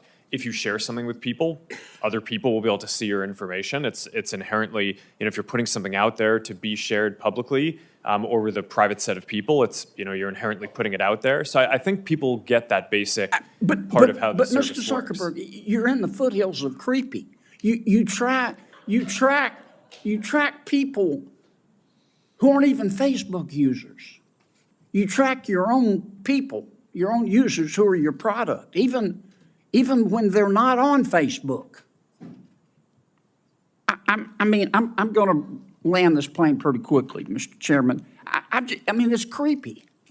And I understand you make a lot of money doing it, but I just wonder if our technology is greater than our humanity. I mean, let me ask you this final question. Instagram is harmful to young people, isn't it? Senator, I disagree with that. That's not what the research shows on balance. That doesn't mean that individual people don't have issues and that there aren't things that we need to do to help provide the right tools for people. But across all of the research that we've done internally, I mean, the survey that the senator previously cited, there are 12 or 15 different categories of harm that we asked teens if they felt that Instagram made it worse or better. And across all of them, except for the one that Senator Hawley cited, more people said that using Instagram made the different issues that they face either positive or... we just have to agree to disagree. If you believe that Instagram, I'm not saying it's intentional, but if you agree that if you think that Instagram is not hurting millions of our young people, particularly young teens, particularly young women, you shouldn't be driving. It is. Thanks. Senator Butler. Thank you, Mr. Chair, and thank you to our panelists who've come to have an important conversation with us. Most importantly, I want to appreciate the families who have shown up to continue to be remarkable champions of your children and your loved ones, for being here, and in particular to California families that I was able to just talk to on the break, the families of Sammy Chapman from Los Angeles and Daniel Puerta from Santa Clarita. They are here today and are doing some incredible work to not just protect the memory and legacy of their boys, but the work that they're doing is going to protect my 9-year-old. And that is indeed why we're here. There are a couple questions that I want to ask some individuals. Let me start with a question for each of you. Mr. Citron, have you ever sat with a family and talked about their experience and what they need from your product? Yes or no? Yes, I have spoken with parents about how we can build tools to help them. Mr. Spiegel, have you sat with families and young people to talk about your products and what they need from your product? Yes, Senator. Mr. Hsu? Yes, I just did it 2 weeks ago, for example. I don't want to know what you did for the hearing prep, Mr. Hsu. I just wanted to know if you did anything Senator, in terms of designing the product that you are creating.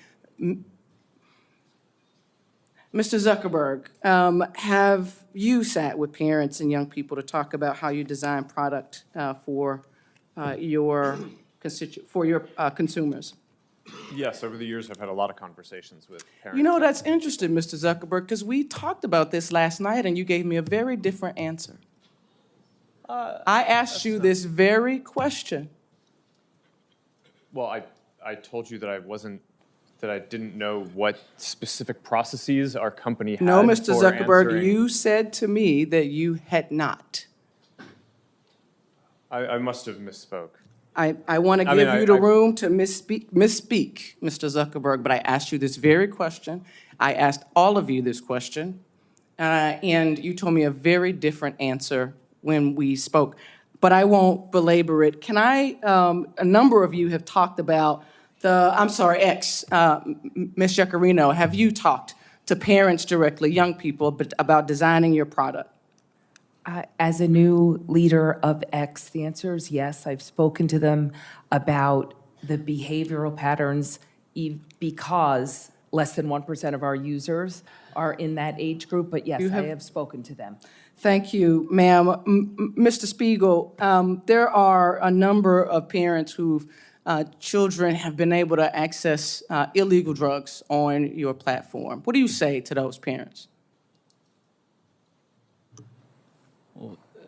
Senator, we are devastated that we cannot To the parents, what do you say to those parents, Mr. Spiegel? I'm so sorry that we have not been able to prevent these tragedies. We work very hard to block all search terms related to drugs from our platform. We proactively look for and detect drug-related content. We remove it from our platform, preserve it as evidence, and then we refer it to law enforcement for action. We've worked together with nonprofits and with families on education campaigns because the scale of the fentanyl epidemic is extraordinary. Over 100,000 people lost their lives last year, and we believe people need to know that one pill can kill. That campaign reached was viewed more than 260 million times on Snapchat. We also Mr. Spiegel, there are two fathers in this room who lost their sons. They're 16 years old. Their children were able to get those pills from Snapchat. I know that there are statistics and I know that there are good efforts. None of those efforts are keeping our kids from getting access to those drugs on your platform. As a California company, all of you, I've talked with you about what it means to be a good neighbor and what California families and American families should be expecting from you. You owe them more than just a set of statistics. And I look forward to you showing up on all pieces of this legislation, all of you, showing up on all pieces of legislation to keep our children safe. Mr. Zuckerberg, I want to come back to you. I talked with you about being a parent to a young child who doesn't have a phone, is not on social media at all. And one of the things that I am deeply concerned with as a parent to a young Black girl is the utilization of filters on your platform that would suggest to young girls utilizing your platform the evidence that they are not good enough as they are.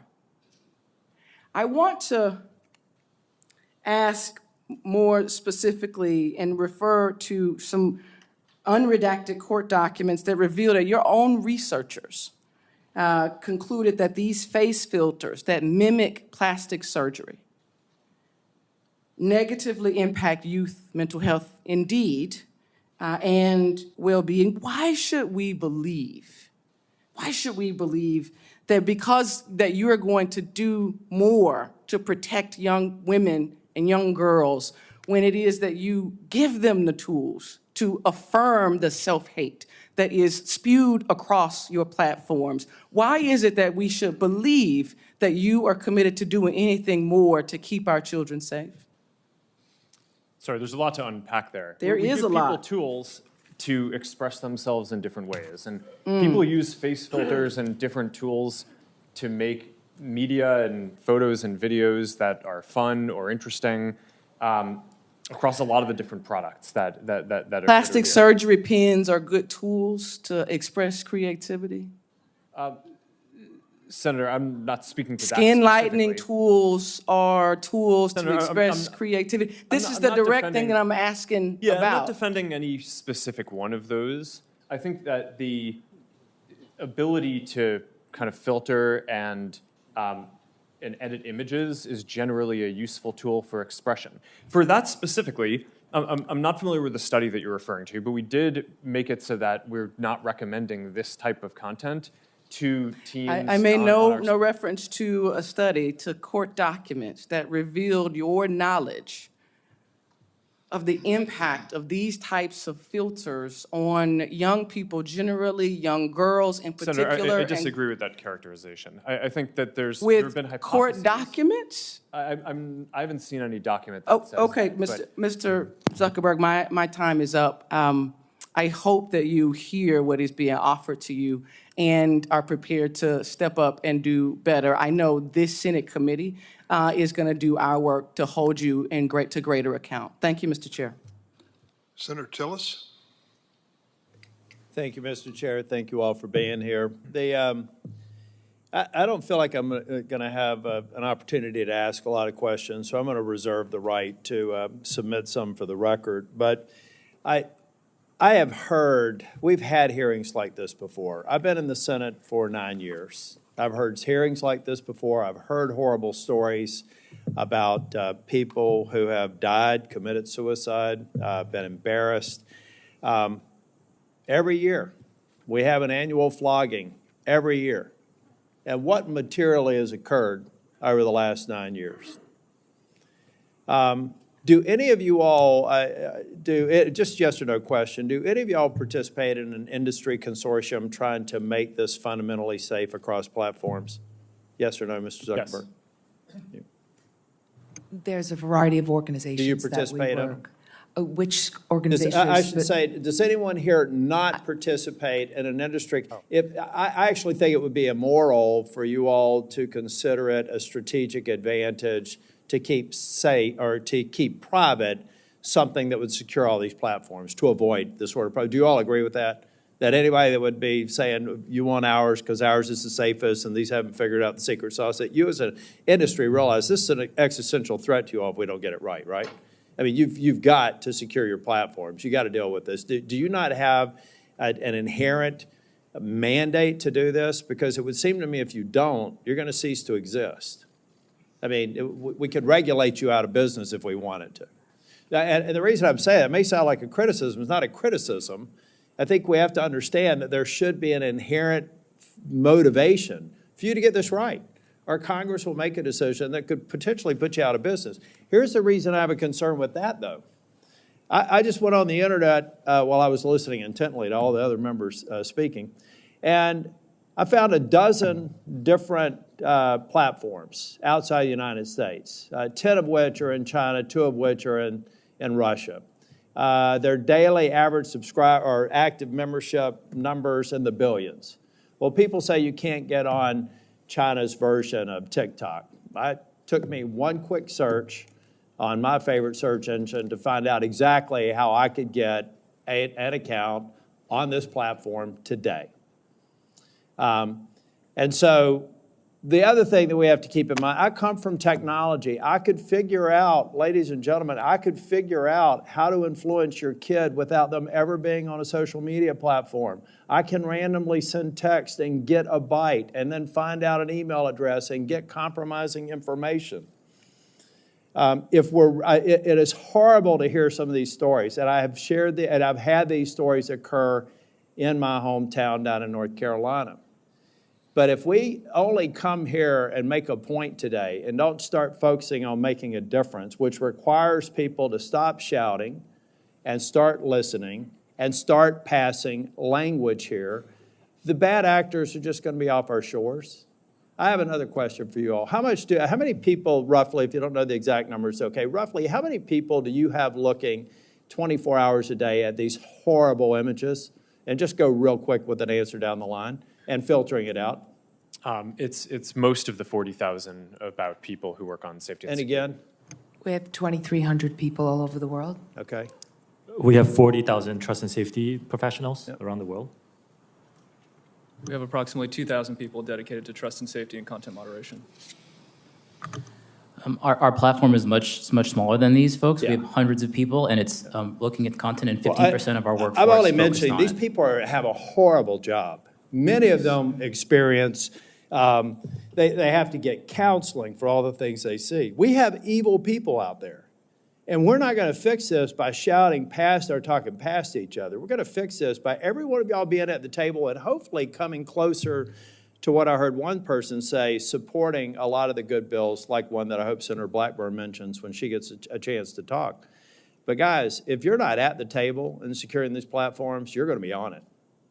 And the reason why I'm not okay with that is that if we ultimately destroy your ability to create value and drive you out of business, the evil people will find another way to get to these children. And I do have to admit, I don't think my mom's watching this one, but there is good. We can't look past good that is occurring. My mom, who lives in Nashville, Tennessee, and I talked yesterday, and we talked about a Facebook post that she made a couple of days ago. We don't let her talk to anybody else. That connects my 92-year-old mother with her grandchildren and great-grandchildren. That lets a kid who may feel awkward in school to get into a group of people and relate to people. Let's not throw out the good because we haven't all together focused on rooting out the bad. Now, I guarantee you, I could go through some of your governance documents and find a reason to flog every single one of you because you didn't place the emphasis on it that I think you should. But at the end of the day, I find it hard to believe that any of you people started this business, some of you in your college dorm rooms, for the purposes of creating the evil that is being perpetrated on your platforms.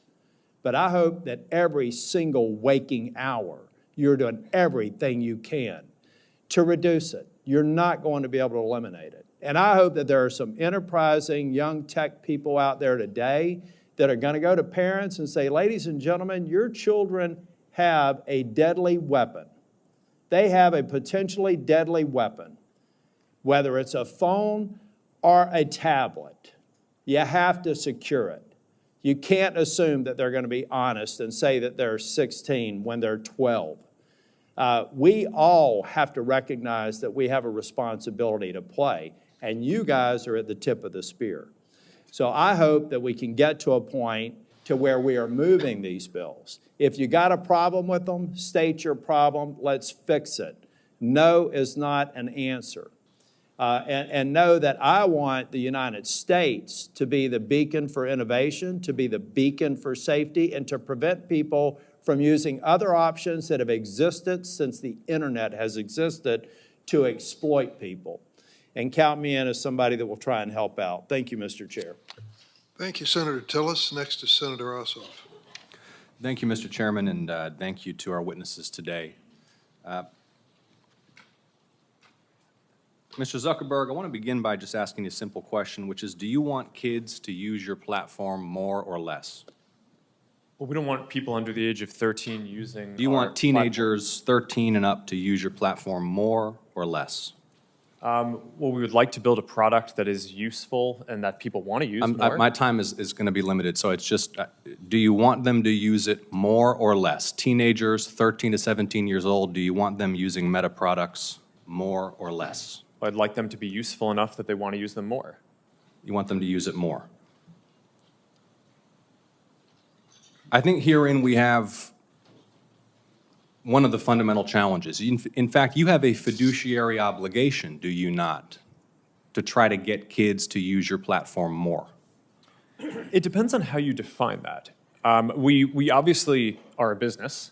I'm sorry, Mr. Zuckerberg, our time is, it's self-evident that you have a fiduciary obligation to get your users, including users under 18, to use and engage with your platform more rather than less, correct? Over the long term, but in the near term, we often take a lot of steps, including we made a change to show less videos that on the platform that reduced amount of time by more than 50 million hours. Okay, but if your shareholders ask you, Mark, I wouldn't, Mr. Zuckerberg here, but your shareholders might be on a first-name basis with you. Mark, are you trying to get kids to use Meta products more or less? You'd say more, right? Well, I would say that over the long term, we're trying to create the most I mean, value let's as look, possible. so the 10K you file with the SEC, a few things I want to note. Here are some quotes, and this is a filing that you signed, correct? Yes. Yeah. Our financial performance has been and will continue to be significantly determined by our success in adding, retaining, and engaging active users. Here's another quote. If our users decrease their level of engagement with our products, our revenue, financial results, and business may be significantly harmed. Here's another quote. We believe that some users, particularly younger users, are aware of and actively engaging with other products and services similar to or as a substitute for ours. It continues, in the event that users increasingly engage with other products and services, we may experience a decline in use and engagement in key demographics or more broadly, in which case our business would likely be harmed. You have an obligation as the chief executive to encourage your team to get kids to use your platform more. Senator, Fundamental, I think this is... is that not self-evident? You have a fiduciary Senator, I think obligation it's to your not- shareholders to get kids to use your platform more. I think that the thing that's not intuitive is the direction is to make the products more useful, so that way people want to use them more. We don't give the teams running the Instagram feed or the Facebook feed a goal to increase the amount of time that people spend. Yeah, but We you give don't people dispute, goals. and your 10K makes clear you want your users engaging more and using more the platform. And I think this gets to the root of the challenge because it's the overwhelming view of the public, certainly in my home state of Georgia, and we've had some discussions about the underlying science, that this platform is harmful for children.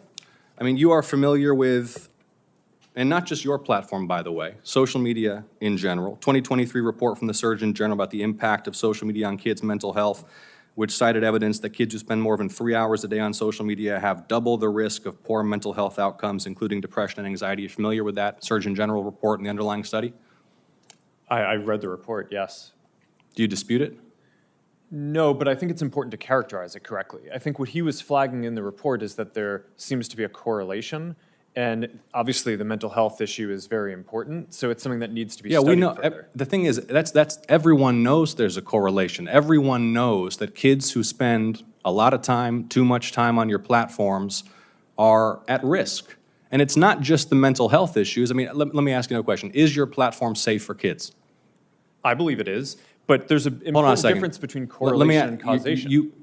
Because we're not going to be able to get anywhere. We want to work in a productive, open, honest, and collaborative way with the private sector to pass legislation that will protect Americans, that will protect American children above all, and that will allow businesses to thrive in this country. If we don't start with an open, honest, candid, realistic assessment of the issues, we can't do that. The first point is you want kids to use the platform more. In fact, you have an obligation to. But if you're not willing to acknowledge that it's a dangerous place for children, the internet is a dangerous place for children, not just your platform, isn't it? Isn't the internet a dangerous place for children? I think it can be. Yeah, there's both great things that people can do, and there are harms that we need to work to Yeah, mitigate. it's a dangerous place for children. There are families here who have lost their children. There are families across the country whose children have engaged in self-harm, who have experienced low self-esteem, who have been sold deadly pills on the internet. The internet's a dangerous place for children, and your platforms are dangerous places for children. Do you agree? I think that there are harms that we need to work to mitigate. Okay. I mean, I'm not going to, I think overall Why not? there- Why not? Why not just acknowledge it? Why do we have to do the very Well, careful I code? disagree with the characterization Which character, that you have. that the internet's a dangerous place for children? I think you're trying to characterize our products as inherently dangerous, and I think that Inherent first- or not, your products are places where children can experience harm. They can experience harm to their mental health. They can be sold drugs. They can be preyed upon by predators. They're dangerous places. And yet, you have an obligation to promote the use of these platforms by children. And look, all I'm trying to suggest to you, Mr. Zuckerberg, and my time is running short, is that in order for you to succeed, you and your colleagues here, we have to acknowledge these basic truths. We have to be able to come before the American people, the American public, the people in my state of Georgia, and acknowledge the internet is dangerous, including your platforms. There are predators lurking. There are drugs being sold. There are harms to mental health that are taking a huge toll on kids' quality of life. And yet, you have this incentive, not just you, Mr. Zuckerberg, all of you have an incentive to boost, maximize use, utilization, and engagement. And that is where public policy has to step in to make sure that these platforms are safe for kids. So kids are not dying, so kids are not overdosing, so kids are not cutting themselves or killing themselves because they're spending all day scrolling instead of playing outside. And I appreciate all of you for your testimony. We will continue to engage as we develop this legislation. Thank you. Senator from Tennessee. Thank you, Mr. Chairman. Thank you to each of you for coming. And I know some of you had to be subpoenaed to get here, but we do appreciate that you all are here. Mr. Chu, I want to come to you first. We've heard that you're looking at putting a headquarters in Nashville and likewise in Silicon Valley and Seattle. And what you're going to find probably is that the welcome mat is not going to be rolled out for you in Nashville like it would be in California. There are a lot of people in Tennessee that are very concerned about the way TikTok is basically building dossiers on our kids, the way they are building those on their virtual you. And also that information is held in China, in Beijing, as you responded to Senator Blumenthal and I last year in reference to that question. And we also know that a major music label yesterday said they were pulling all of their content off your site because of your issues on payment, on artificial intelligence, and because of the negative impact on our kids' mental health. So we will see how that progresses. Mr. Zuckerberg, I want to come to you. We have just had, Senator Blumenthal and I, of course, have had some internal documents and emails that have come our way. One of the things that really concerned me is that you referred to your young users in terms of their lifetime value of being roughly $270 per teenager. And each of you should be looking at these kids. Their T-shirts they're wearing today say, I'm worth more than $270. We've got some standing up in those T-shirts. Now, and some of the children from our state, some of the children, the parents that we have worked with, just to think, whether it is Becca Schmidt, David Mollick, Sarah Flatt, Annalie Schote, would you say that life is only worth $270? What could possibly lead you? I mean, I listened to that. I know you're a dad. I'm a mom. I'm a grandmom. And how could you possibly even have that thought? It is astounding to me. And I think this is one of the reasons that states, 42 states, are now suing you because of features that they consider to be addictive, that you are pushing forward. And in the emails that we've got from 2021 that go from August to November, there is the staff plan that is being discussed. And Antigone Davis, Nick Clegg, Sheryl Sandberg, Chris Cox, Alex Schultz, Adam Masseri are all on this chain of emails on the well-being plan. And then we get to one, Nick did email Mark for emphasis, to emphasize his support for the package, but it sounds like it lost out to various other pressures and priorities. See, this is what bothers us. Children are not your priority. Children are your product. Children you see as a way to make money. And children, protecting children in this virtual space, you made a conscious decision. Even though Nick Clegg and others were going through the process of saying, this is what we do. These documents are really illuminating. And it just shows me that growing this business, expanding your revenue, what you were going to put on those quarterly filings, that was the priority. The children were not. It's very clear. I want to talk with you about the pedophile ring because that came up earlier, and the Wall Street Journal reported on that. And one of the things that we found out was after that became evident, then you didn't take that content down. And it was content that showed that teens were for sale and were offering themselves to older men. And you didn't take it down because it didn't violate your community standards. Do you know how often a child is bought or sold for sex in this country? Every 2 minutes.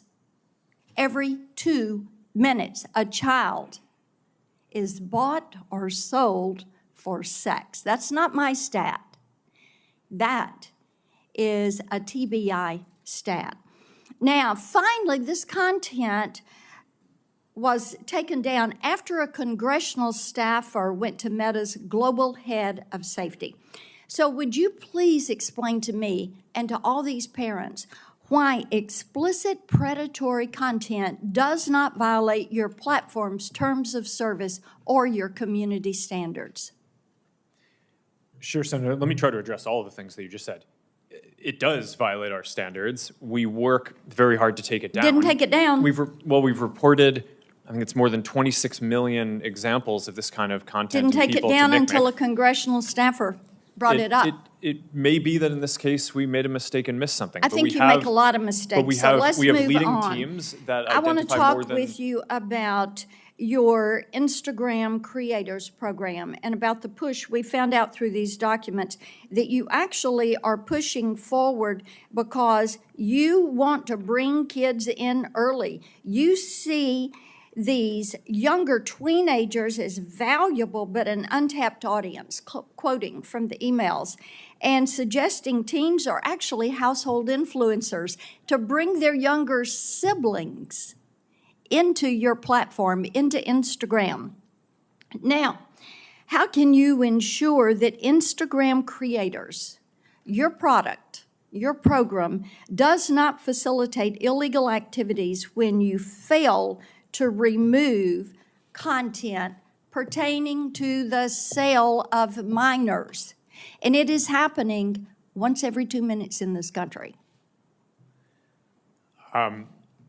Senator, our tools for identifying that kind of content are industry leading. That doesn't mean we're perfect. There are definitely issues that we have, but we continue to invest a ton in it. Mr. Zuckerberg, yes, there are a lot that is slipping through. It appears that you're trying to be the premier sex trafficking Of course site not, Senator. in this country. Senator, that's ridiculous. No, it Senator, is not ridiculous. You want to turn around and tell these people we don't want this content on our platforms. And why don't you take it down? We do take it down. We are here discussing. We do We more need work to you take it all down to than- work than- with than- us. No, you're not. You are not. And the problem is we've been working on this. Senator Welch is over there. We've been working on this stuff for a decade. You have an army of lawyers and lobbyists that have fought us on this every step of the way. You work with NetChoice, the Cato Institute, Taxpayers Protection Alliance, and Chamber of Progress to actually fight our bipartisan legislation to keep kids safe online. So are you going to stop funding these groups? Are you going to stop lobbying against this and come to the table and work with us? Yes or no? Senator, we have a... Yes or no? Of course we'll work with you on the legislation. Okay, I mean, the it's door been hard is to- open. We've got all these bills. You need to come to the table. Each and every one of you need to come to the table. And you need to work with us. Kids are dying.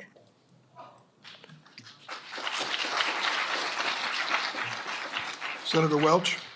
I want to thank my colleague, Senator Blackburn, for her decade of work on this. I actually have some optimism.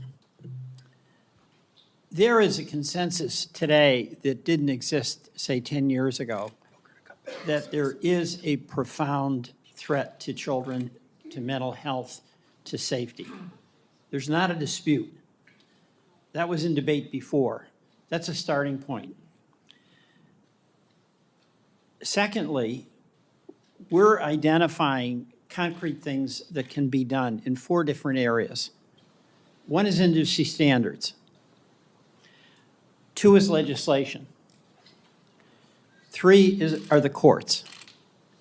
And then 4 is a proposal that Senator Bennett, Senator Graham, myself, and Senator Warren have to establish an agency, a governmental agency, whose responsibility would be to engage in this on a systematic, regular basis with proper resources. And I just want to go through those. I appreciate the industry standard decisions and steps that you've taken in your companies. But it's not enough, and that's what I think you're hearing from my colleagues. Like, for instance, where there are layoffs, and it is in the Trust and Verify programs, that's alarming because it looks like there is a reduction in emphasis on protecting things. Like, you just added, Ms. Yaccarino, 100 employees in Texas in this category. And how many did you have before? The company is just coming through a significant restructuring. So we've increased the number of trust and safety employees and agents all over the world by at least 10% so far in the last 14 months, and we will continue to do so, specifically in Austin, Texas. All right, Mr. Zuckerberg, my understanding is there have been layoffs in that area as well. There's added jobs there at Twitter, but at Meta, have there been reductions in that? There have been across the board, not really focused on that area. I think our investment is relatively consistent over the last couple of years. We invested almost $5 billion in this work last year, and I think this year will be on the same order of magnitude. All right. And another question that's come up is when, to the horror of a user of any of your platforms, somebody has an image on there that's very compromising, often of a sexual nature. Is there any reason in the world why a person who wants to take that down can't have a very simple same-day response to have it taken down? I'll start with Twitter on that. Okay. I'm sorry, Senator, I was taking notes. Could you repeat the question? Well, there's a lot of examples of a young person finding out about an image that is of them and really compromises them and actually can create suicidal thoughts. And they want to call up or they want to send an email and say, take it down. I mean, why is it not possible for that to be responded to immediately? Well, we all strive to take down any type of violative content or disturbing content immediately. At X, we have increased our capabilities with a two-step reporting process. If I'm a parent or I'm a kid and I want this down, shouldn't there be methods in place where it comes down? You can see what the image is. Yes. An ecosystem-wide standard would improve and actually enhance the experience for users at all our platforms. All right. There actually is an organization that I think a number of the companies up here are a part of called Take It Down. It's some technology that we and a few others built. All right, so you all are in favor of that, because that is going to give some peace of mind to people, all right? It really, really matters.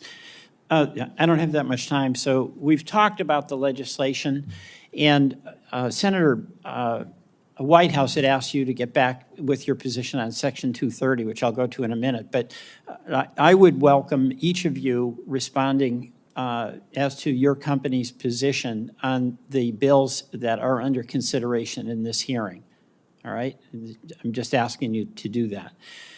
Third, the court. This big question of Section 230.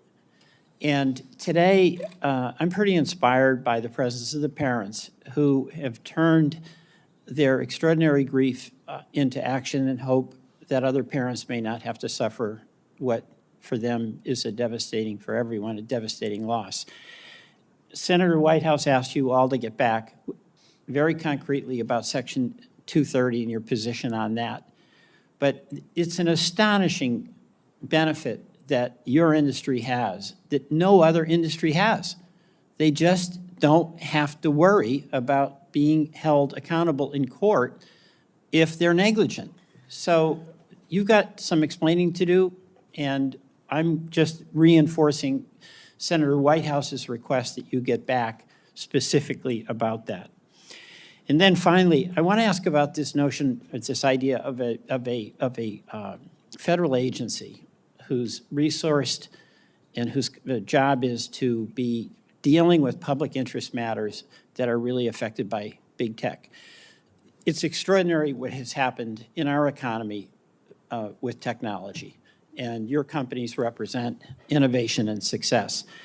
But just as when the railroads were ascendant and were in charge and ripping off farmers because of practices they were able to get away with, just as when Wall Street was flying high, but there was no one regulating blue sky laws, we now have a whole new world in the economy. And Mr. Zuckerberg, I remember you testifying in the Energy and Commerce Committee, and I asked you your position on the concept of a federal regulatory agency. My recollection is that you were positive about that.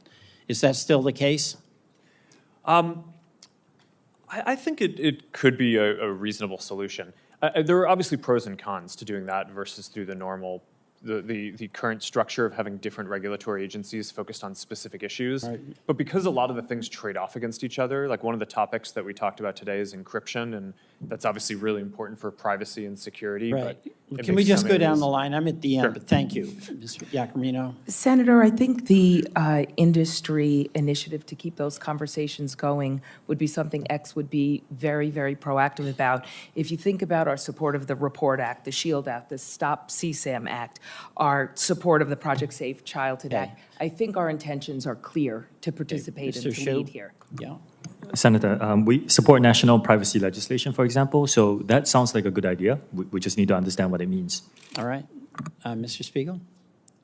Senator, we'll continue to work with your team, and we'd certainly be open to exploring the right regulatory body for big technology. But the idea of a regulatory body is something that you can see has merit. Yes, Senator. And Mr. Sifrin? Yeah, we're very open to working with you and our peers and anybody on helping make the internet a safer place. You know, I think you mentioned this is not a one-platform problem. Right. So we do look to collaborate with other companies and with nonprofits in the government. Okay. I thank you all. Mr. Chairman, I yield back. Thank you, Senator Welch. Well, we're going to conclude this hearing, and thank you all for coming today. You probably have your scorecard out there. You've met at least 20 members of this committee and have your own impressions of their questioning, approach, and the like. But the one thing I want to make clear as chairman of this committee for the last 3 years is this was an extraordinary vote on an extraordinary issue. A year ago, we passed 5 bills unanimously in this committee. You heard all the senators. Every spot on the political spectrum was covered. Every single senator voted unanimously in favor of the 5 pieces of legislation we've discussed today. It ought to tell everyone who follows Capitol Hill and Washington a pretty stark message. We get it, and we live it. As parents and grandparents, we know what our daughters and sons and others are going through. They cannot cope. They cannot handle this issue on their own. They're counting on us as much as they're counting on the industry to do the responsible thing. And some will leave with impressions of our witnesses and the companies they represent that you're right as an American citizen. But you ought to also leave with the determination to keep the spotlight on us to do something, not just to hold a hearing, bring out a good, strong crowd of supporters for change, but to get something done. No excuses. No excuses. We've got to bring this to a vote. What I found in my time in the House and the Senate is that's the moment of reckoning. Speeches notwithstanding, press releases and the like. The moment of reckoning is when we call a vote on these measures. It's time to do that. I don't believe there's ever been a moment in America's wonderful history when a business or industry has stepped up and said, regulate us, put some legal limits on us. Businesses exist by and large to be profitable. And I think that we got to get behind that and say profitability at what cost. Senator Kennedy, a Republican colleague, said, is our technology greater than our humanity? I think that is a fundamental question that he asked. What I would add to it, are our politics greater than technology? We're going to find out. I want to thank a few people before we close up here. I've got several staffers who've worked so hard on this. Alexandra Gelber. Thank you very much, Alexandra. Jeff Hansen, Scott Jorgensen. Last point I'll make, Mr. Zuckerberg, is just a little advice to you. I think your opening statement on mental health needs to be explained, because I don't think it makes any sense. There is a parent in this room who's had a child that's gone through an emotional experience like this that wouldn't tell you and me they changed right in front of my eyes. They changed. They holed themselves up in their room. They no longer reached out to their friends. They lost all interest in school. These are mental health consequences that I think come with the abuse of this right to have access to this kind of technology. So I see my colleague said, you want to say a word? I think it was a good hearing. I hope something positive comes from it. Thank you all for coming. The hearing record's going to remain open for a week for statements, and questions may be submitted by senators by 5 p.m. on Wednesday. Once again, thanks to the witnesses for coming. The hearing stands adjourned.